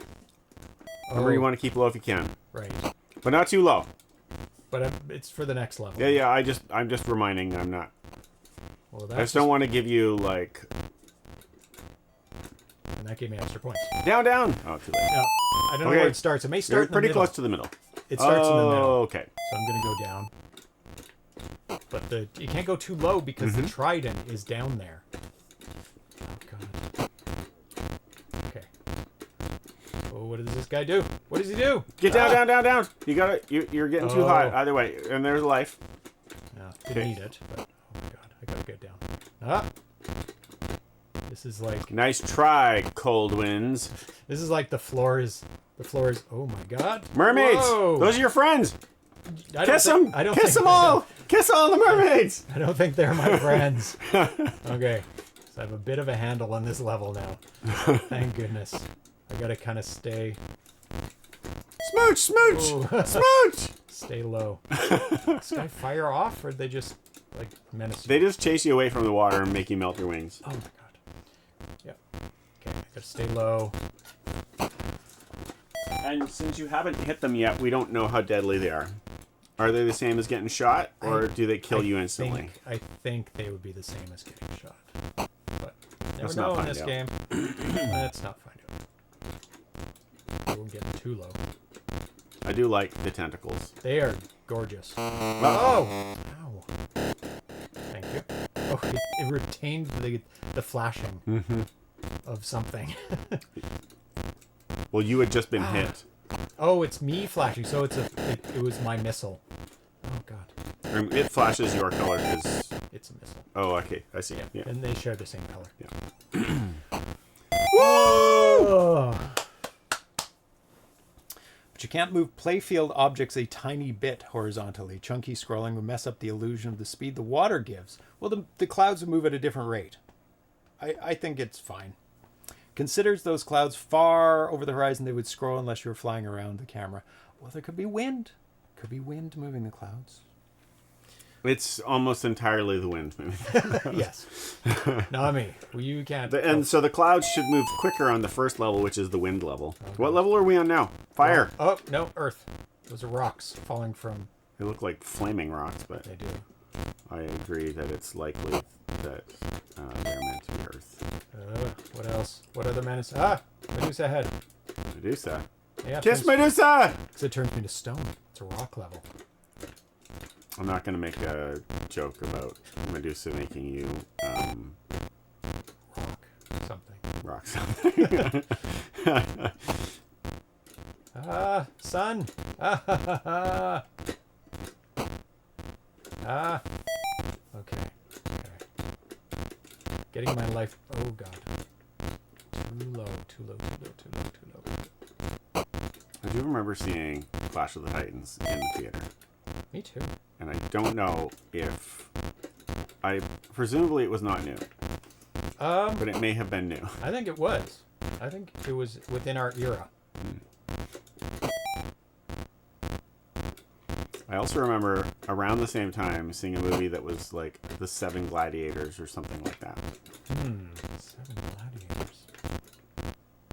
Don't know that one. And when me and my friends wanted to be gladiators, and so we made shields out of discarded metal things, and Ah! we made crossbows. I don't know what that would have to do with a gladiator, but we made crossbows out of bungee cords, and we used Oh, nice. clothes peg springs as projectiles. Nice. It was Go away, thing. pretty, like, genuinely would have been pretty brutal. The screen dark. Yeah, it's getting darker. Okay. 4th level. That's fire. Fire, right? Yep. No. Yeah, it'd be fire. We haven't seen the Phoenix yet. What were we seeing before then? I don't know what that thing is. I don't think it's It's the the Phoenix. sun. It's It's the boss. chasing us. It's the sun. Yeah. It's just the sun. Because remember, the sun, There's sun the enemy sun- in Mario. in this game, the closer you get Mario to the sky, the warmer it gets. As this- we know, in in this level. our world is not true, but in this world it is true. Yeah. 4 stages. Yeah. Air. Yeah, Water, 81, that's earth, and fire. That's when I saw it, yeah. Yeah. Okay. Last level. Can I do it? It Oh, for it's sure, purple. Clash of the Titans for sure had special effects that were of a There's a Phoenix. Oh my God, they chase you. former, just like all the other birds. But not in pairs. Normally the other birds True. don't come in pairs. But like Clash of the Titans had the special effects of like This is you like know, everything. an older era, which I guess Yes. is fine. But Ah. Lower. No, higher. some of the special effects were awesome. Or I might be mixing it up with another movie. Get it. Get it. Ah. Was there a fight with skeletons in Clash of the Titans, or is that like a different movie? I think that's an older movie. Yeah. I need health. No. It's funny, before we knew that they were your friends, the evil black bullet that tried to kill you all the time was all over the place. It was. It was everywhere. Now I want it. It's nowhere. I don't know. It's actually quite generous. It's very generous. Yeah. I might even have survived longer if I'd known about the black bullet. Flamey bird! Why are you so birdy, Bernie bird? Stop being so birdie. And boss of level 4. I'm not sure that we can reasonably ask the sun to stop being so Bernie. I need that. It's its thing, you know. Yeah, it's a raison d'etre. It's what it is, you know. It's very well known for being warm. If something is hotter than it, we're all like, "Oh my God, it's hotter than the surface of the sun." Did they do it? Is there a final boss? Uh-oh. What is this? Did I loop around? I got looped around and now things faster. Oh my God. Oh, that's funny. Harryhausen got to see Empire Strikes Back with its improved Go motion tech while working on Clash and decided Clash would be his last. So, it's over. My era is done. Uh-oh. Yeah, when it's like the technique. I don't remember Clash of the Titans in a negative view at all. It's just it was when we were talking about it, and I was like, I think it might have been an older movie. It's just older tech. It's because the special effects were just like, yeah. But it was the peak of those type of special effects, so it was still very, very good. Sure. Well, I think I've looped around. Because I think this is the first level again. I don't know if it's any faster. If you go down towards the water, then your game will end. Okay. Yeah. Yes, I will. No, it's just that you are very close to water. Oh. You're very close to too much water. Oh. That death. That's all. The moving up and down is faster now. Are you sure? The speed at which I move towards, I think. I can't guarantee that, but I think it's slightly faster. If you enjoy the content, be sure to follow the ZeroPage Homebrew Twitch channel so you can be alerted when we're streaming next! Even though you're watching it now! Even though you're watching it now! It's like my mom, who, when you're visiting her, tells you how you never visit her and when are you going to come visit her next? You just go out the door, come right back in. I'm here! I'm visiting you another time. She doesn't say that much now because we see her most of the time. Oh, there you go. But she used to be like, the first thing she would say when you see her is, I want to see you, when are you going to come see me? Jimmy, I thought that was particularly funny. Now that I have a handle on this game, I think... it could be a little harder. I think the power-up comes too often. Like you could just get rid of the power-up entirely. No. Yeah. Oh, yeah, you could probably survive each level. As long, instead of having the power-up, if you got back your lives between levels. Yeah. Because as it is right now, you essentially you have to do very bad to not have infinite levels. Or infinite lives. Yeah. Because the power-up comes quite frequently. Oh, yeah. But if it recharged between levels completely, instead of having a power-up at all, then... That would be fair. Or maybe one just more seldom. I'm gonna die. See, you want it to be only slightly overpowered, and I'm suggesting that it should be properly powered. Properly powered. But you're like, but I don't want to give up too much. No, it's a nice bonus to have it like once in a while. Sure. But what I'm saying is that you, James, would successfully complete this game with no black power up. And the only thing is if it recharged between levels, you would complete all these levels. You would be able to complete it. Might you sometimes not complete it? Not this level. I would Hopefully have not. died, I think, on this level. But I'm not saying you it would doesn't 100% succeed every time. What I'm saying is that it would be challenging, but you would finish this game. Yes. Yeah. That's what I'm saying. And, like, that's kind of the goal. That's right. Is for the game to be challenging enough that you can complete it, but that it is not guaranteed you will complete it. Yes. Yeah. You want that perfect balance. Yeah. So I'm gonna see how. Get that cat. What is he doing? No, it goes far. It goes just as fast. So it didn't increase in difficulty that I could tell. Are you taking pictures of cute kittens? Oh, I intended to, but then somebody rudely woke him. Oh, he's cute. with Oh, there you go. He's back asleep. He's just wanted to get the cable out of the way, but the cable, he's got his arm wrapped around the cable. Okay, there. I think I've demonstrated the full game of that. Hey, Great graphics and animation. And his rule is, if you make noises, I will not look at you. Oh, Great animation, yeah. great animation. The water is beautiful. The cloud. And look at that splash when you die. That's everything. It's very good. Great selection of treat ball. They didn't hear that. But Why? Because one of my hard drives changed drive letter all of a sudden the other day. And the sound effect is gone, The sound effect is on that drive, but it has the wrong. so it's like It's like it's gone. I don't know. we're playing null. Play null now. Thank you, Gamadev. At least I saw that. Nice variety of enemies. Great animation. Darcy. That's my fault. That's definitely your fault. I would not say that was a coincidence. Oh, now it's all screwed up. Oh, that's my fault too. Yep.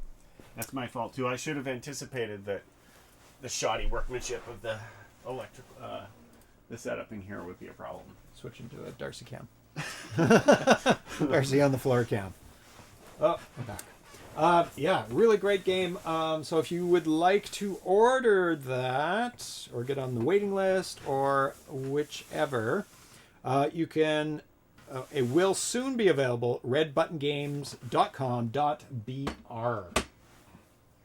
Now we're ready for our last game right after Treat Ball because these cats have been given a treat. Can you find the file and play it to summon our other cat? Not super easy, but maybe. I think you should do it because our other cat's gone.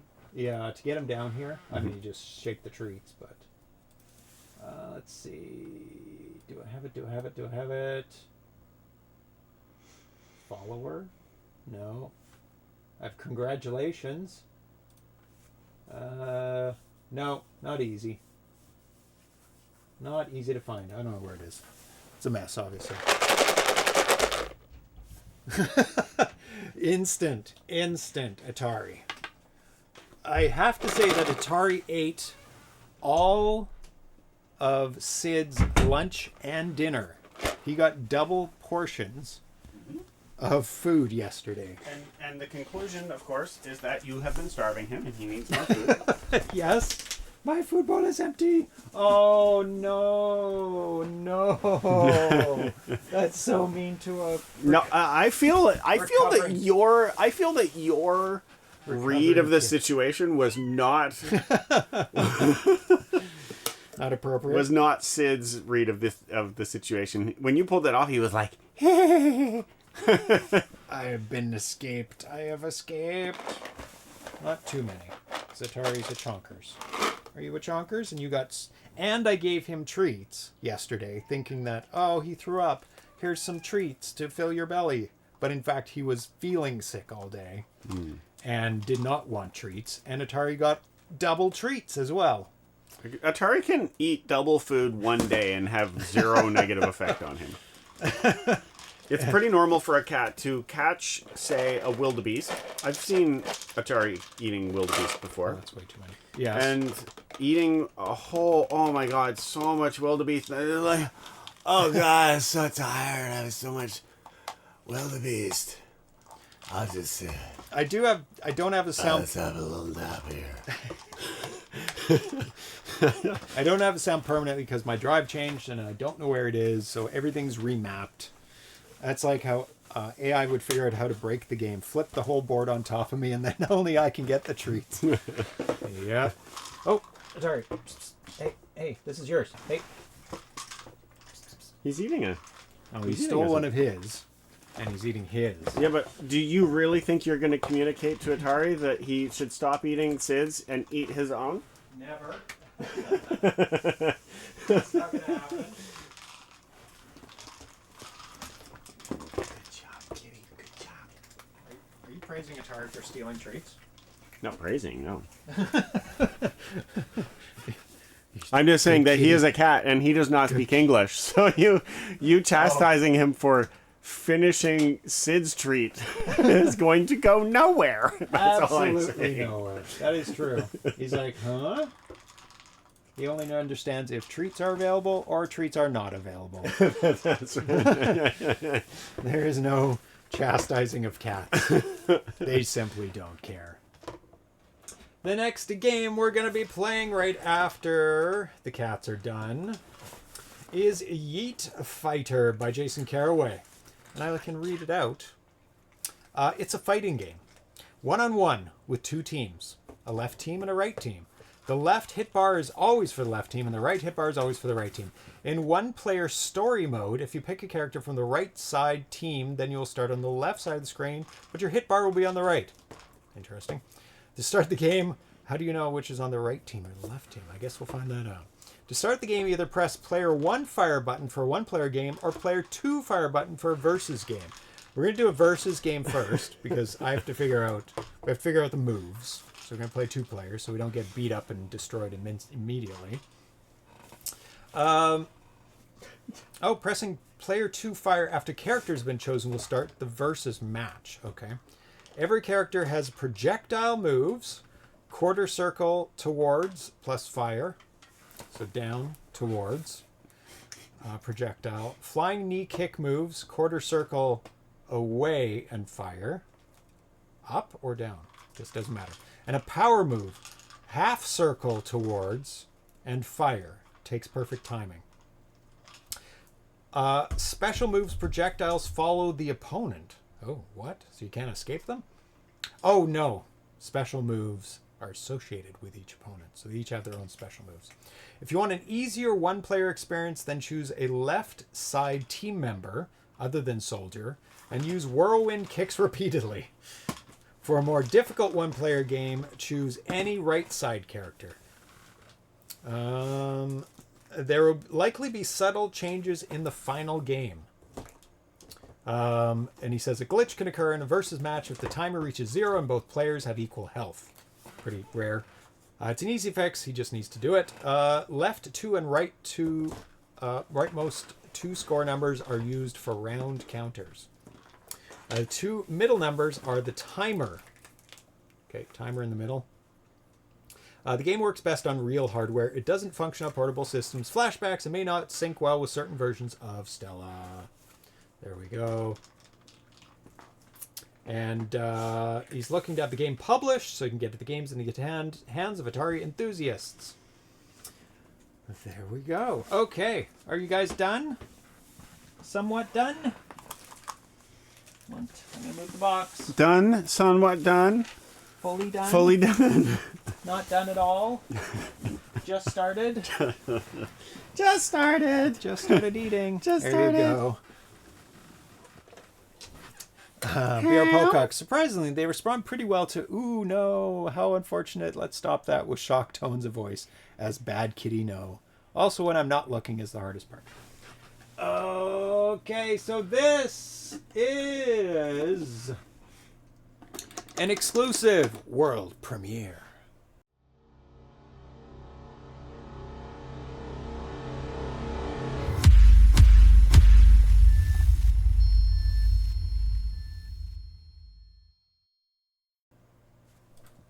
Yeet Fighter! Let's do this. Load her up. Now this game has lots of flashing, so beware.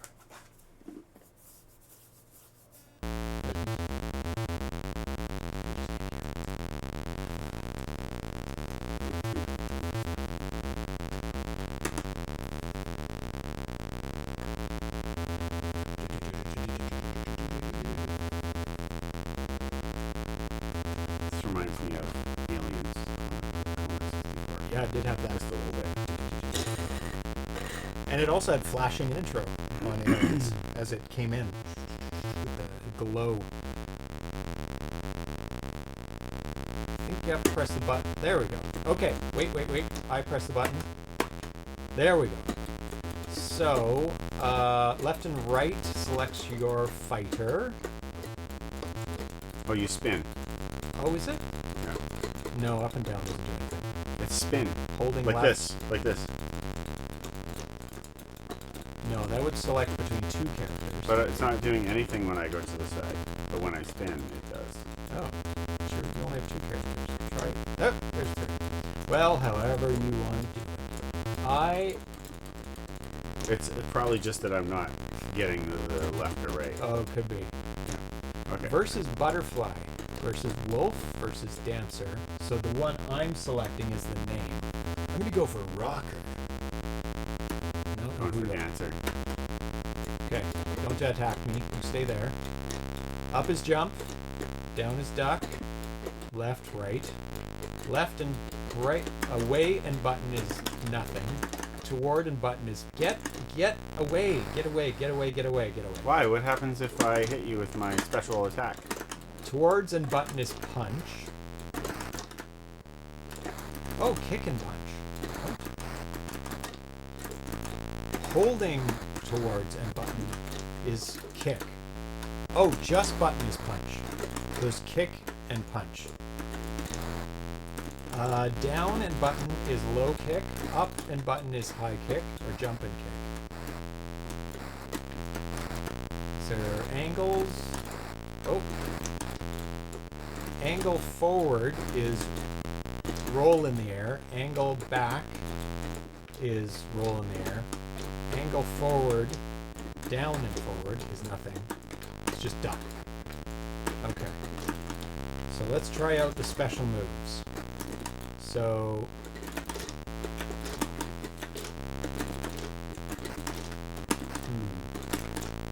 what? Did I win? I won somehow. Oh, get away from me. Oh, that was my special move. That was one thing.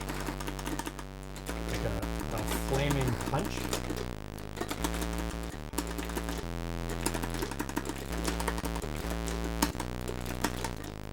Oh, did another one. Okay, why? I press my button, but nothing happens. I have to hold it? Yeah, hold it for a tiny bit. Are you talking about a special move? Or just punch it? Oh, you got it. Threw hard at me. Oh, there's one. Very hard to pull off that one. It's a half turn towards from right underneath to forward. And then the button. Ah, you dodged it. No, you're going up. Go down.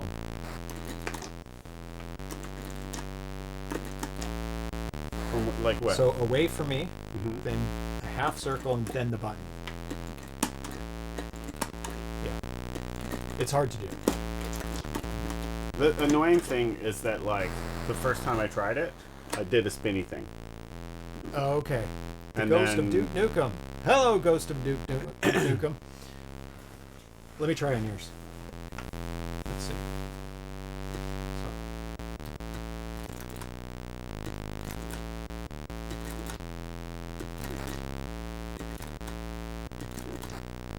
There we go. Very hard. And he said it is hard to pull off. But there, so far I've seen three. There's one, a blown kiss, Oh, there we go. and there's one that is a spinning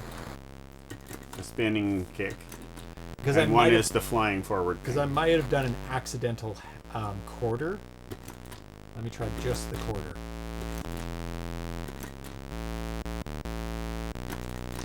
Oh, okay. I think that's a special move, is it? There it is. Okay, so that is the quarter. So down, then towards. And I think you press the button. When do you press the button? During? When you press down? I think it's when you press down. You press the button. Down, Oh. Match is over. Oh, you won this time. Because you hit me. No fatality here. It didn't say anything about a fatality, no. But we also didn't... We haven't actually tried to fight each other. So we haven't got anybody down to 0 health yet. Okay, so there's one where you go... It's more like we're in the boxing room and... We're do you remember how to do the power? How do I do my power again? We're training right now. So I got that one. That's my quarter. So I've never done a half one.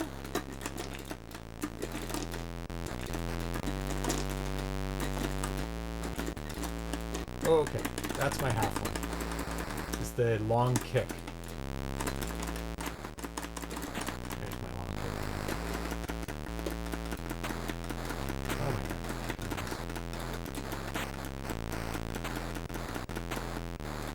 God. Hey, what are you spamming me? You punching me? Just spamming the punch? Punch, punch, punch. It's my secret, I can't tell you. No, Sid. No, no, no, no, no, no, no. Here, here. Cat trap. Very strange rules. Stop being a cat. Oh, now I'm playing a different character. So let's see what this guy's move says. Whoa, whoa! Half screen jump. That was my half?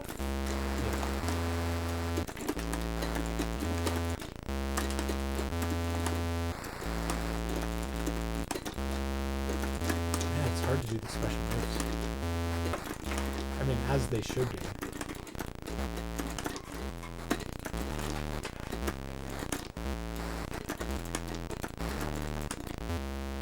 Is that a kick with the hips? Maybe. So, I'd have to jump over that. Fireball. Hadouken.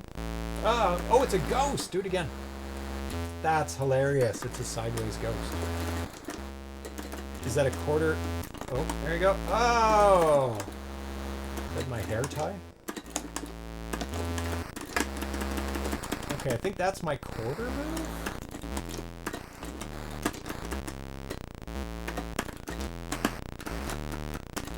I died. So this works at a 30 hertz flicker. So every second frame. That's why the characters can have 2 colors. They actually have 3 colors, but it's the 2 colors overlaid on top of each other to make that 3rd color. I dodge your ghost. And try and give you chopsticks. Or hair tie. You're very good at dodging it. Ah, not that time. Ah, ha, ha. Dodge this. Oh, it's too far.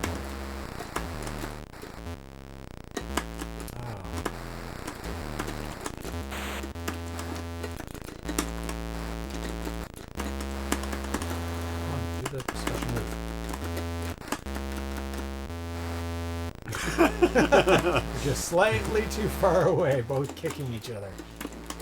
Oh my God.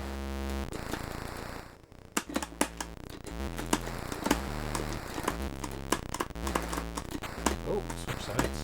Does that mean our moves are backwards? Oh, they are too. That makes it a little bit more challenging. I'm getting better at the moves. I'm not. Not much better, I don't even. but I can actually do them. I still don't even know how I'm supposed to do them. Sometimes it works. I did the fireball like 3 or 4 times in a row. One's quarter towards, one's quarter away, and one's half towards. I should try the quarter away. Oh.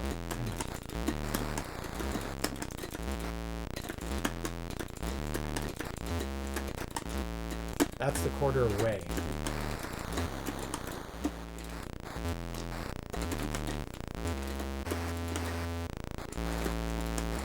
Quarter towards, or half towards.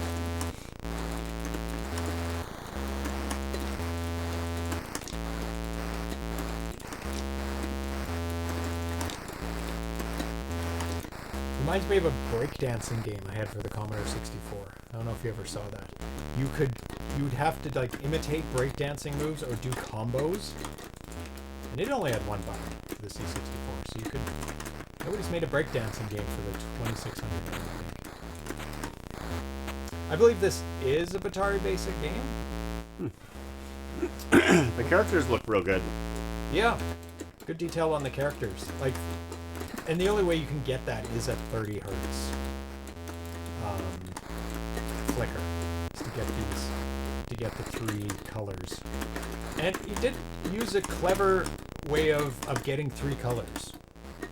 Is individual 1, individual 2, and overlay individual 1 and 2. Yeah, back to you. I kick you.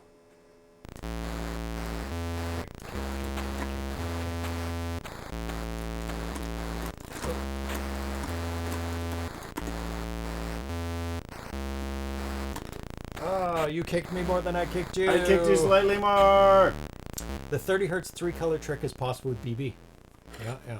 And that does look like a Atari Basic score at the bottom. That's the kernel I was talking about before.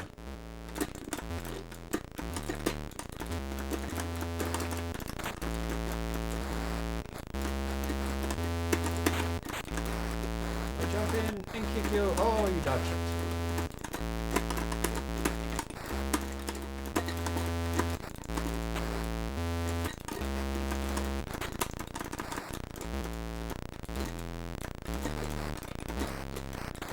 I wonder how good the computer is at doing the special moves. Because for a computer, it just does all it has to. Oh, nice spinning kick. I don't know what I did for that, unfortunately. So let's play the story mode of the game. Do you want to play the story mode? No. No, I couldn't figure out how to do the moves. My TV is freaked out by the orange more blue entertaining if you do background it. flicker. Oh, what's happening? What? Story mode, you're getting... I got right into it? The computer knows the moves very well. Apparently, yes. Oh my goodness.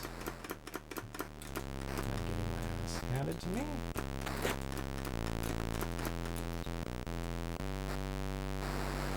Yes, that was a win for Butterfly.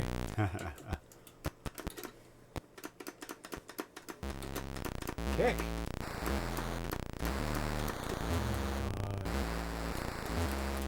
Come on, do something. Do a special move. Ah, you're so close. Duck. Dodged.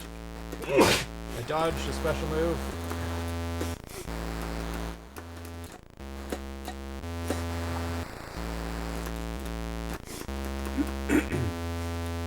Definitely a good idea to practice in two-player mode before trying to take on the computer. Yeah. Let's try a different character. Which did they say was the easy one?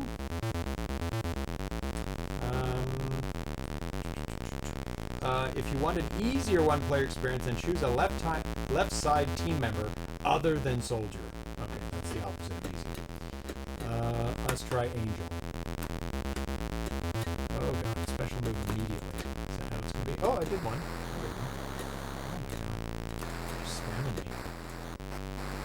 Get away! Oh my god, the computer is relentless. I mean, fair enough. The assumption is that you will also be able to do the moves. That is true. Just not practiced at them. It's like mad MPEG distortion on the ground.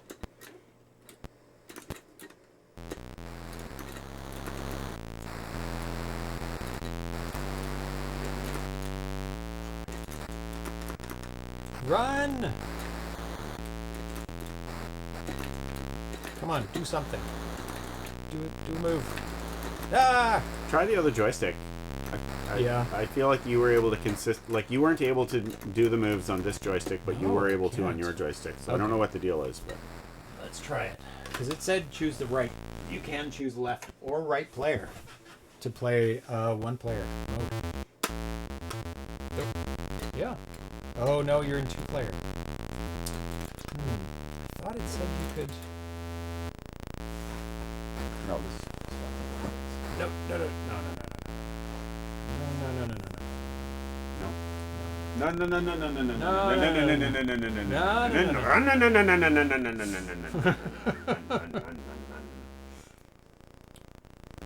To start the game, you either press player 1 fire for a 1-player game, player 2 for a versus game. Pressing player 2 fire after the characters will start the versus match. If you want an easier one-player experience, choose a left side team member. For a more difficult one-player game, choose any right side character. Okay, press restart. Reset, you mean? Reset. Do you mean game reset, James? Yes, that's right. Isn't that the same button as rage reset? Why is it labeled wrong? I should put a sticker. Rage reset instead of game. I don't know how you pick a right side player from 1-player mode. Not sure. Oni.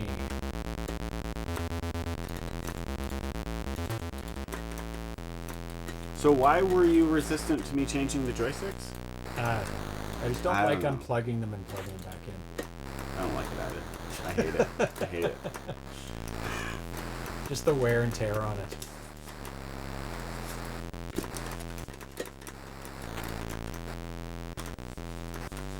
And getting my ass handed. I was never good at these games. Never, ever, ever. Oh yeah, no, I never did a special move once in my life on these games.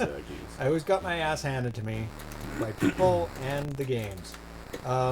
Mostly because of memorization of like all the moves, and not just the moves, the counter moves. It's like you have to have like a huge set of things in your mind. If they do this, you do that. If they do this, you do that, and you have to do it in a millisecond. I seem to recall that Ryan had a Street Fighter 2 machine in his house. Or someone did, like in the compound or something. Mike had a Street Fighter 2 machine in his house for a period of time. And I never played it because I was crap at the... Oh! Yes! Yes! Kick! Low kick! Low kick! No, get down! Kick! It was working for a second. I got them down halfway. Yeah. Come on. I kick you. Oh.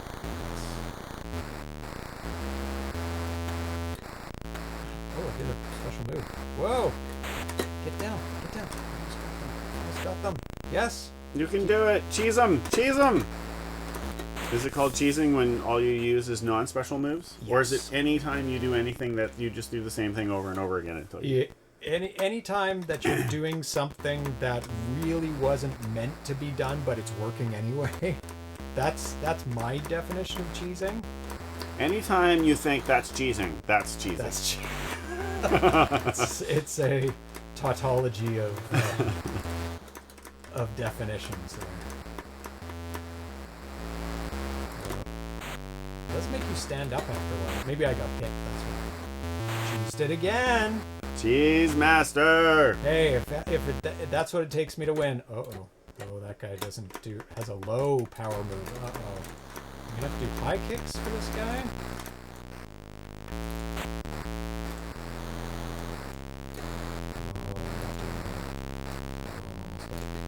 I took a lot of hits at the beginning.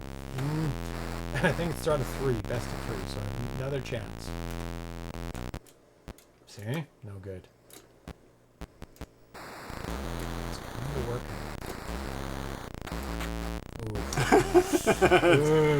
Yeah. But it was until you said it's kind of working, and then it wasn't anymore. Oh, come on! Don't hit me again! Low kicks couldn't you cooperate? Low kicks definitely would not work for that guy. I think it's a very decent entry into a 1 versus 1 player. Very interesting use of 30 hertz flicker and in terms of overlay of two colors to make a different color. So you don't need all the multiple colors. But you could also, it's kind of hard with 2 players. You can also use the ball for that if you don't have any play field. Change the ball color and you can put it over top. Yeah, decent character graphics as well. And decent music as well. So we played 3 games today. some very, very different games. Indeed. Yeah. Like all completely different games. Yep. One was a crazy, I guess that was a port to a Street Fighter. Even has some of the same moves. Stage Fiend, very challenging. Yep.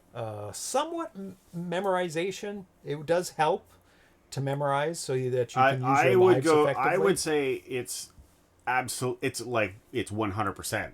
I mean, it's skill. Well, there's it's some skill skill, still. but like you literally can't do it without memorization.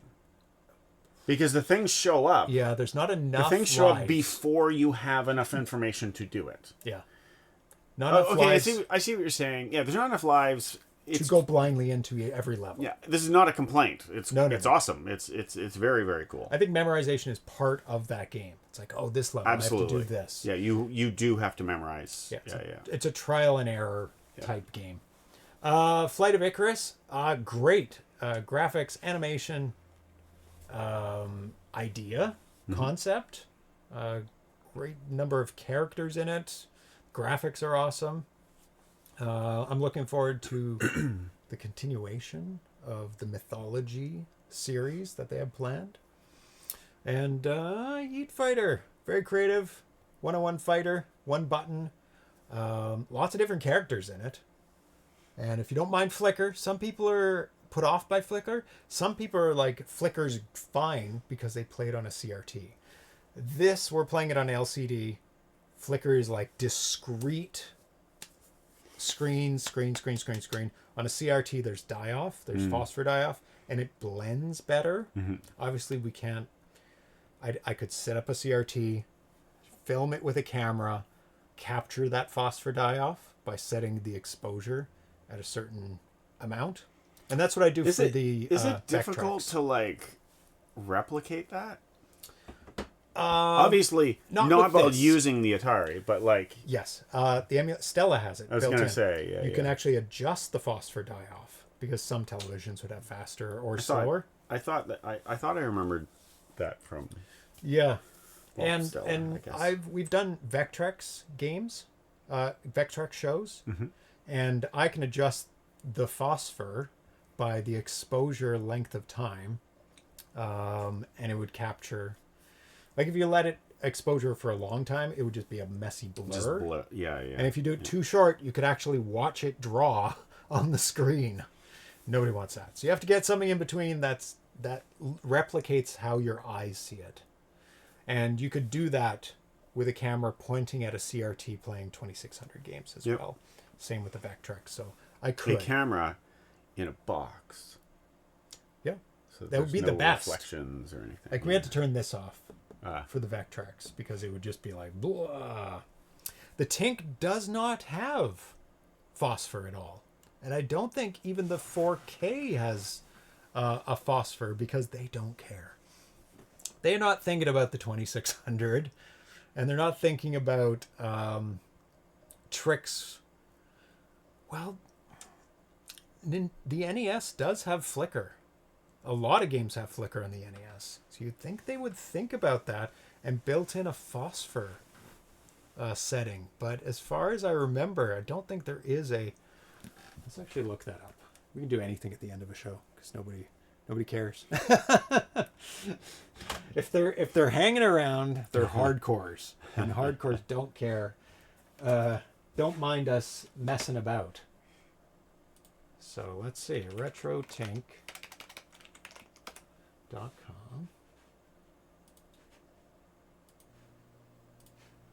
And we'll shop. We'll go to the 4K. And does it have the full... It just has kind of an overview. I wouldn't think that phosphor would be like high on their list of main things. 4K Pro says it can. Oh, really? Really? I'm just going to go away for a second. RetroTINK 4K phosphor.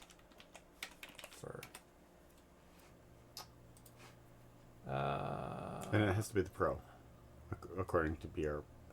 They're all there. There's only two. Okay. There's a 4K, and then there's a brand new one they just released that has just a bit less. Mine's called a Pro, Tim. So that second link says phosphor decay does. Oh, CRT beam emulation is what they call it. Okay. Beam. The whole article is about that. Just released a new beta firmware. January. Okay, so it wasn't when it was released. It was put in after. That integrates a CRT beam emulator technique invented by Mark from Blurbusters. While no device in the market is fast enough to truly emulate a way CRT's beam draws one line at a time. No. And you're outputting. You'd have to have... Yeah, never mind. The rolling BFI technique with the phosphor decay does a pretty amazing job at emulating... at emulating at 1080p 240 hertz. So all I have to do is buy the 4K, buy a 240 hertz capture device, broadcast at 240 frames per second. Not possible. I don't even think there's a capture device that captures at 240. There are even 120 capture devices? I don't think so. And what happens if you 75%. run something at 240, 75% reduction motion blurs. capture it at 60? 60? Because right now we're broadcasting at 60. Right. So what happens then? Does it not... It would drop every fourth frame. Yeah. So it would still have phosphor, though. True. Yeah. On the frames that it does capture. Yeah. So and it would still fall off at the same speed. You would have to have a capture device that allows a 240 input, though. Mm-hmm. And it would understand what 240 is, but only be able to output. And there are some capture devices that take in a 4K, but only capture at 1080 and do a pass-through at 4K. Yeah. Is that the one we're on? Yeah. In order to enable that feature, you need a few things. Obviously, you need the latest firmware. Next, you just set your 4K to 1080p, 120. Sir, I thought you were climbing, but no, you're destroying. Or use the mode line to create a 1080p 240 resolution. Set your HDMI out to frame lock. Oh, okay, now you're climbing. Rack frame insertion. See, this is all not going to be relevant because I cannot capture this. See, there's a RetroTINK CE that has been released like last week. But there's some 4K Pro feature that I would want if I bought the 4K. Can't remember what it is. So I would not be able to broadcast it even if I could do it. Even if I could capture it. Because I don't think there's any capture device. Capture device. Even at... Well, we'll have to go 240 hertz. Capture card, 240 hertz. Oh.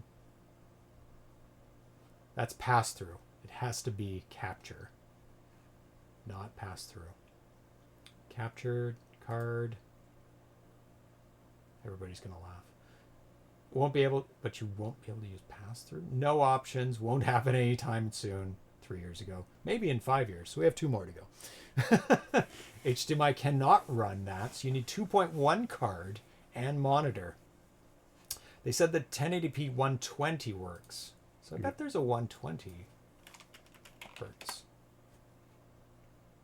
So you could set it to 120. 120 high refresh rate, output, capture card needs to support 120 hertz. And you won't get 75%, but you'll get something blurry. Yeah. And that might be enough. But then it wouldn't be from your Atari 2600. It would be from the Tink. Yeah, the RetroTINK would be doing the blurring, which is fine. It's fine because... But would it be blurring it from this? Or it would be running the game and everything? It'd be running the game as per normal, as... Like, the Atari never does the blurring. It was the CRT that did the blurring. Sorry, so you would still be running the game on the Atari? Yes. So the RetroTINK doesn't run games, it upscales them. Okay. It gets it ready for the television. Gotcha. With tons of awesome options. I am revealing my ignorance. That's fine. You're the sounding board for people who also do not understand what's going on. Most people in chat probably do, though. So PlayStation 5 does 120, so there'd be a lot of capture devices that would... Now, Twitch, 120 frames per second, 120 frames live streams. Okay, it can broadcast at 120. Not that I'd want to. Does Twitch allow 120 frames per second? Yes. Ah. Okay. Interesting. Something to think about. Because I've been thinking about getting the 4K. It's $1,000 Canadian. So, yeah. That's a lot. I'd have to upgrade my capture device. Which is some amount fine. also. It's not a small amount. It would be in the mid-hundreds. So probably below 500, but definitely above 300. Yeah. Interesting. Isn't the Morph basically a cheaper RetroTINK that relies on you to do the HDMI part? So pair the Morph. Morph? I haven't heard of that one. Upscaler? Morph Upscaler. Morph 4K. Your personal, not professional. 4K upscaler. Interesting. Haven't heard of that. Up to 4K 60 resolution. Which, okay, that's fine. 444 end-to-end color. Good. HDR. Variable refresh rate. Black frame insertion. Oh, wow. Okay. But does it have what we were talking about? What did they say? Because we're looking for phosphor or whatever, right? Yeah. The setting I think is IIR blur. Let's look for blur. No. CRT. Oh, there we go. No, that's just lines. Pretending that there's lines. Downscaling. IIR. No. Phos. No phosphor. I don't know. It's not. But it does have endless customization. And endless. Endless doesn't mean you have all the options. It just means that the options are endless. You'll never run out. You'll never run out of options, but it misses many options. Well, it takes HDMI in. That's interesting as well. Oh, maybe it's in the wiki. Let's take a look. This will have more information. CRT. Scan lines, yeah. Output, motion adapter, deinterlacer, filter effects, yeah. Filter, no. I locally archive. And I broadcast to Twitch, which archives it, but I also locally store the shows and upload to YouTube immediately after the show. So there you go. And Twitch. So like what you upload is the recorded version, not the streamed version. They should be exactly the same. Except that the streamed version has whatever happened during the stream. That it does. Yeah. So if any errors and drops, it yeah. So I haven't got errors in months. It's not true. It's less true to the stream, but it's more true to what actually happened. True. So there were streams that it crapped out, but I always use the recorded one to upload to YouTube because then you can hear our nonsense while we're offline. Nobody misses the downside of streaming when they watch the YouTube. They also update like crazy, so processing modes added to the RetroTINK tends to get added to the Morph pretty fast. So changing to 4K would exhaust your local storage. Oh no. I've got a lot of storage. So much storage. I was actually thinking of reducing my storage. Wow. I've got a DAS here, direct attached storage. I think it's 8x4 right now. 6. It's either 6x4. I think it's 6x4 or 8x4. But I think it's 6. So 24 terabytes right there. So it's plenty. blend, well, deinterlacing isn't the same as phosphor die-off. And the 2600 doesn't interlace. It outputs 60 discrete frames per second. But you could use the interlacing to blend the two 60ths of a second. Yeah, kills the 30 hertz flicker. But does it only...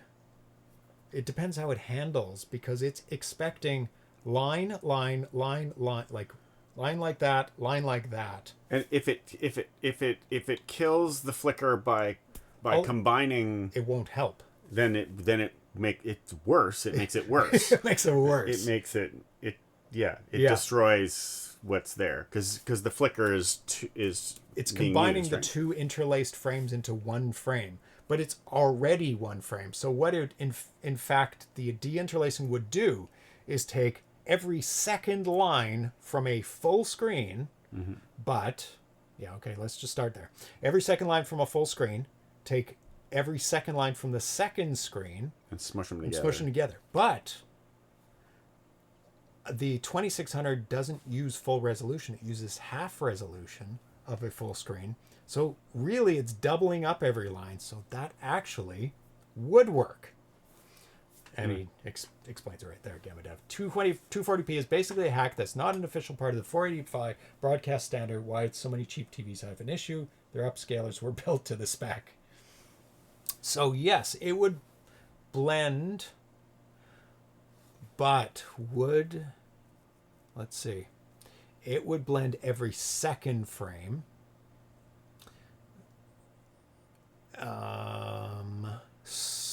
But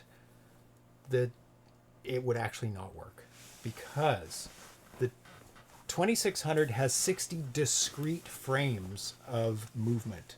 So if you move a character across the screen at 60 frames a second, it will be getting this is your character at 1/60th, this is your character at the next 60th, and it would blend those two together. So you'd have both of them. You'd have half of the lines there, half the lines there. But I mean, that's what interlace does anyway. So would it be better? Maybe, for some games. Would it be worse for some games? 100% worse for some games, because you'd get interlacing on every game unless you would turn it on and off per game. Now, what you would really want is takes a frame and then repeats 5% of that frame and lays it over top of the next frame at 100%, or whatever, 95 plus 5. And then it would take that second frame and take 5% of that and overlay it on the 95 of the next frame, etc., etc. This would take just one frame, next frame. Start from scratch, one frame, next frame. Start from scratch, one frame, next frame. So it would not have an exact phosphor die-off effect that you would want. It would kind of recreate it it would partially recreate it. Half partially recreate it. So, but if they can do it, if it can store full discrete frames, it has enough memory to store two frames, which I wouldn't think that would be too much of a problem, but who knows how it was made. Then it could do it. Here we go. No, that's scan lines and masks. That's scan lines. Any more CRT stuff here? Actually, I can just go down like this. Morph, scale, legacy, interlace, nope. Scan lines, CRT filters, no. So it doesn't have it in there right now. Yeah. It's a matter of the scale. As you know, it was a 240 flickering source and blend frames appropriately. Yeah, so I'll do more research on this. I think it's gonna be like maybe the RetroTINK. I need a RetroTINK wiki here. Is there a RetroTINK wiki? Oh, there it is. There we go. Let's look for CRT in here. CRT masks? Nope. CRT simulation. Multiple CRT beam profiles. Fully configurable beam strength and intensity modulation. That's kind of, but it's not explaining fully. Yeah, Stella does do it. So if we take Stella here, we go to options, video and audio, TV effects, phosphor. Mm-hmm. Let's just turn it on. And you can do the blend. So 50-50 looks like trash. It's just too much. It would be like you'd blend 3% of the last one or whatever. Actually, you know what? Let's just do that right now.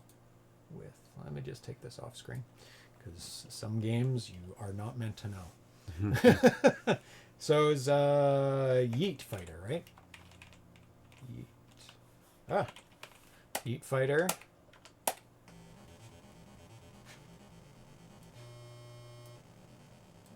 See if I can make this smaller.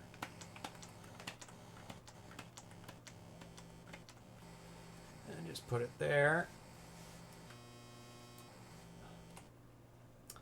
And then go to video, TV effects, always. So it is at 3%. Let's just go to 50.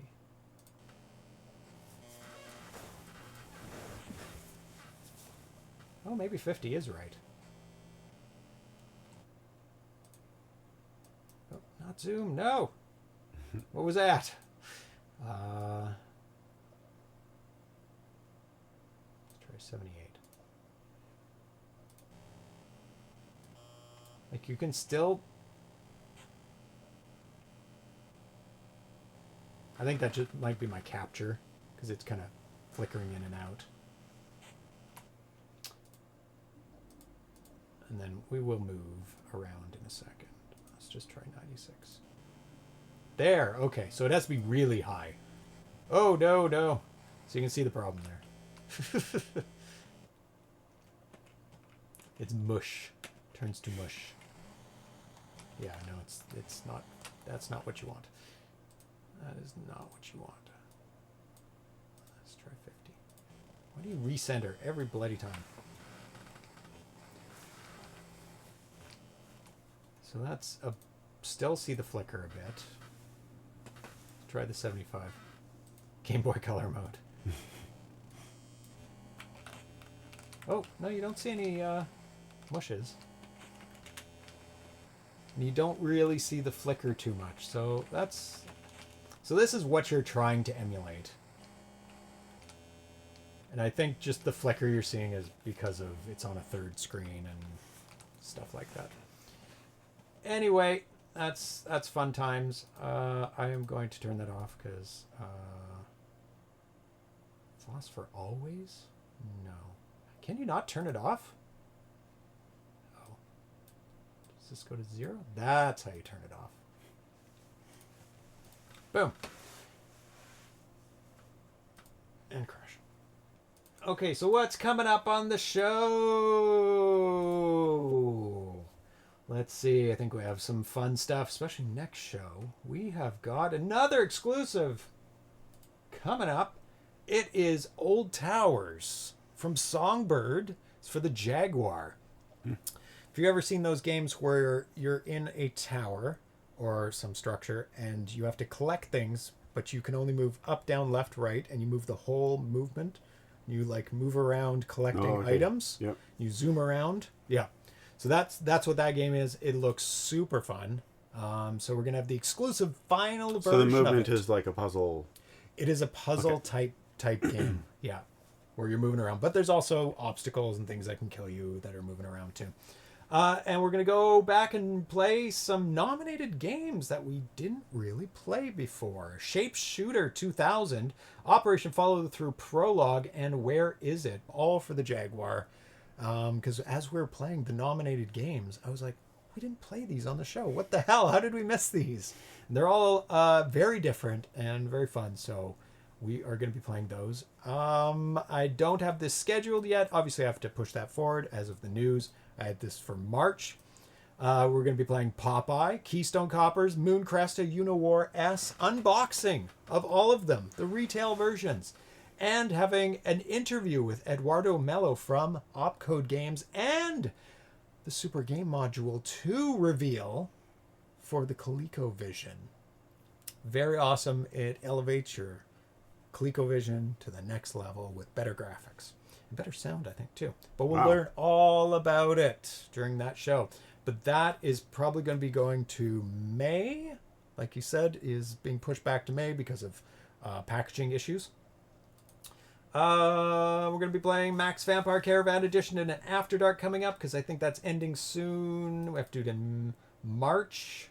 A whole bunch of After Darks, Jumping at Shadows, Cave Raider, Rogul, Tutankhamun Arcade, Tony, Microvaders Deluxe, all those games we need to beat or get high scores or do really well on. We've got some Atari 8-bit games, some more 2600 games coming up.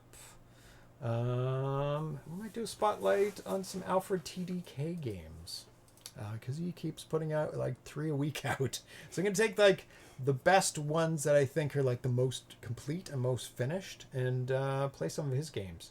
Catch up on that. So thanks for hanging out with us and looking at some world premieres, some of which will be available soon. Not sure about Yeet Fighter. His plans are to put that on cartridge. And so Stage Fiend will be available very, very soon. Let's look in the Atari 8 forums. A Flight of Icarus is going to be put on cartridge, and Yeet Fighter is planned to be put on cartridge, or hopes to be put on cartridge. So thanks for hanging out with us. Dan, ABC, BR Pocock, Gamadev, Vitoko, Prow7, Alnifer, and I'm sure they'll be posting about the new keyboard adapter for the 2600 somewhere in the Atari Age forum. So keep tabs on that. That is exciting. Looking forward to showing that off on the show coming up. Doing some typing. Yeah. You can make a typing speed game. Or what's that one where you have to beat back invaders, or you have to type the words? Like a typing, Typing of the Dead. Typing of the Dead, yeah. That's it. Oh, that's a killer app. You've got to make that for the first one of the first rounds of apps. So some developer has to make Typing of the Dead. That would be so awesome. Oh, he's already posted it. Who? Alnifer or the other game? Stage Fiend. It's probably Stage Fiend. The Ghost of Duke Nukem. Welcome, first time chatter. Who else? Thomas. Ivory Tower Collections. It's Kev. Atari Warlord. And everyone else who tuned in whose name is not on the screen. Oh, keyboard interface has been posted. Let's take a look at if there's anything else that he posted about it.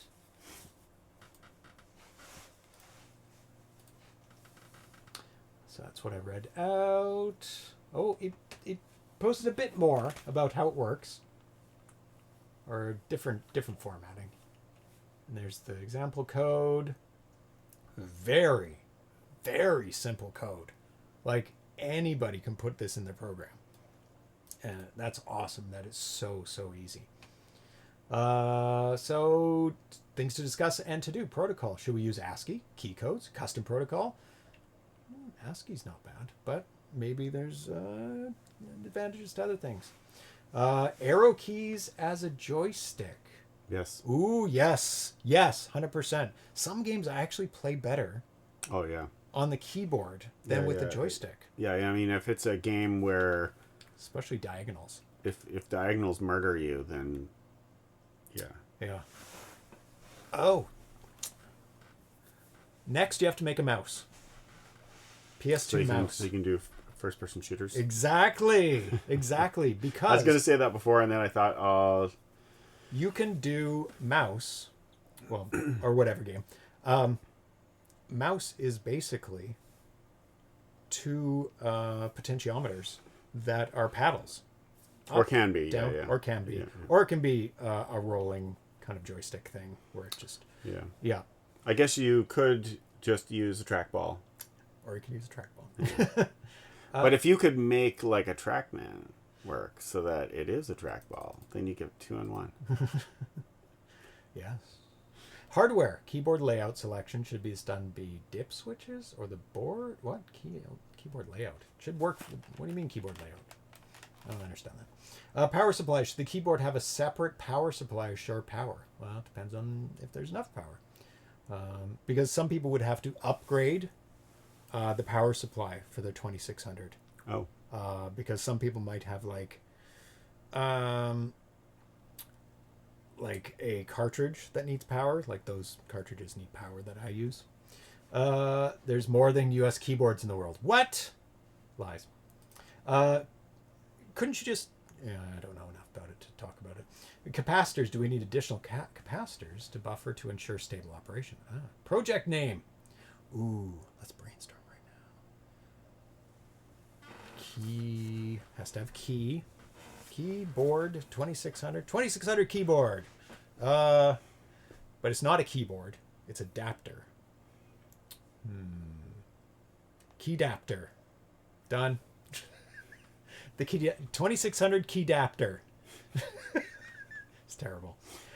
Also, I didn't mention if it works on the 2600, it works on the 7800. And if it works on the 7800, it could work for a Commodore 64. Wait, you don't need it. It can work for other systems that use the 9-pin. And there's tons of them. Obviously, it wouldn't be useful for anything that's already a computer because they have a keyboard. How you can help, Darcy? But it could help. It could help because, for instance, a Commodore does have a keyboard. Yeah. But wouldn't it be handy if you could use a remote keyboard? For couch compliance or whatever. True. Oh, yeah, that's true. Because, that's awesome. And Dvorak as well. Testers. Interest testing the hardware. Me. I'll test it. Developers. I'm not a great developer yet. I'll have to wait. Feedback. Well, I'll get feedback. On the protocol? No. Hardware design? Maybe. A box. Just needs to be a box. Small box. Small as possible. Next steps. For finalizing the hardware design and ordering test boards soon. Cool. Once the boards are ready, I'll distribute them to testers and developers. We'll work together to refine the design and create some awesome software for the Atari 2600. Typing of the dead. There already exist user port ones for C64. Oh, really? User port. That's not joystick port. Or do they call them user ports on the C64? Oh, hi, Red Button Games. Hello. Were you here earlier?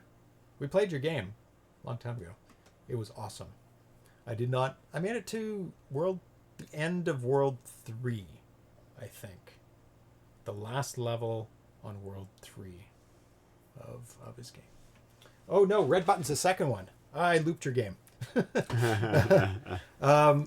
It was awesome. Rewind, watch the replay. Super awesome. I said lots of good, nice things about it. Speaking as someone who uses various keyboards, different encoding routines, is the intention US QWERTY only?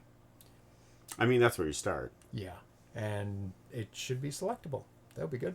Sure. Dip switches, a button that cycles with a little indicator. I don't know. Has Vitoka already made a game for it? The front line. Alpha versus Numeric. Okay, that's a game he made using a keyboard. Okay, I'll have to look that up. Let's see. And actually, we can look at it right now. Will it be good for the 2600? Oh, yeah. 2016. Okay. Alphabetics are war against numerics. Must call every soldier by their name and pick them out before the armies come into contact. Yeah, this would be very challenging on the 2600. There's too many things. Not impossible. You could scale it down. Might be some flicker. Might be some Venetian blinds. Oh, that's cool. So you type them as they attack each other. When a number meets a letter, one of them crosses the screen, the game is over. Oh, you have to defend. You have to beat them back by typing. Okay. Yeah, I think you could do a scale back version of that. Or flicker it. Flicker, flicker, flicker. So we're done. Thank you for tuning in. And we'll be back on Tuesday for more awesome games. Maybe an After Dark. We have a lot of After Darks to catch up on. So maybe Saturday, maybe Sunday, maybe Monday. You never know. That's why you got to follow the Twitch channel. So we're out of here, and we will see you on Tuesday. Bye-bye, everyone. Bye-bye.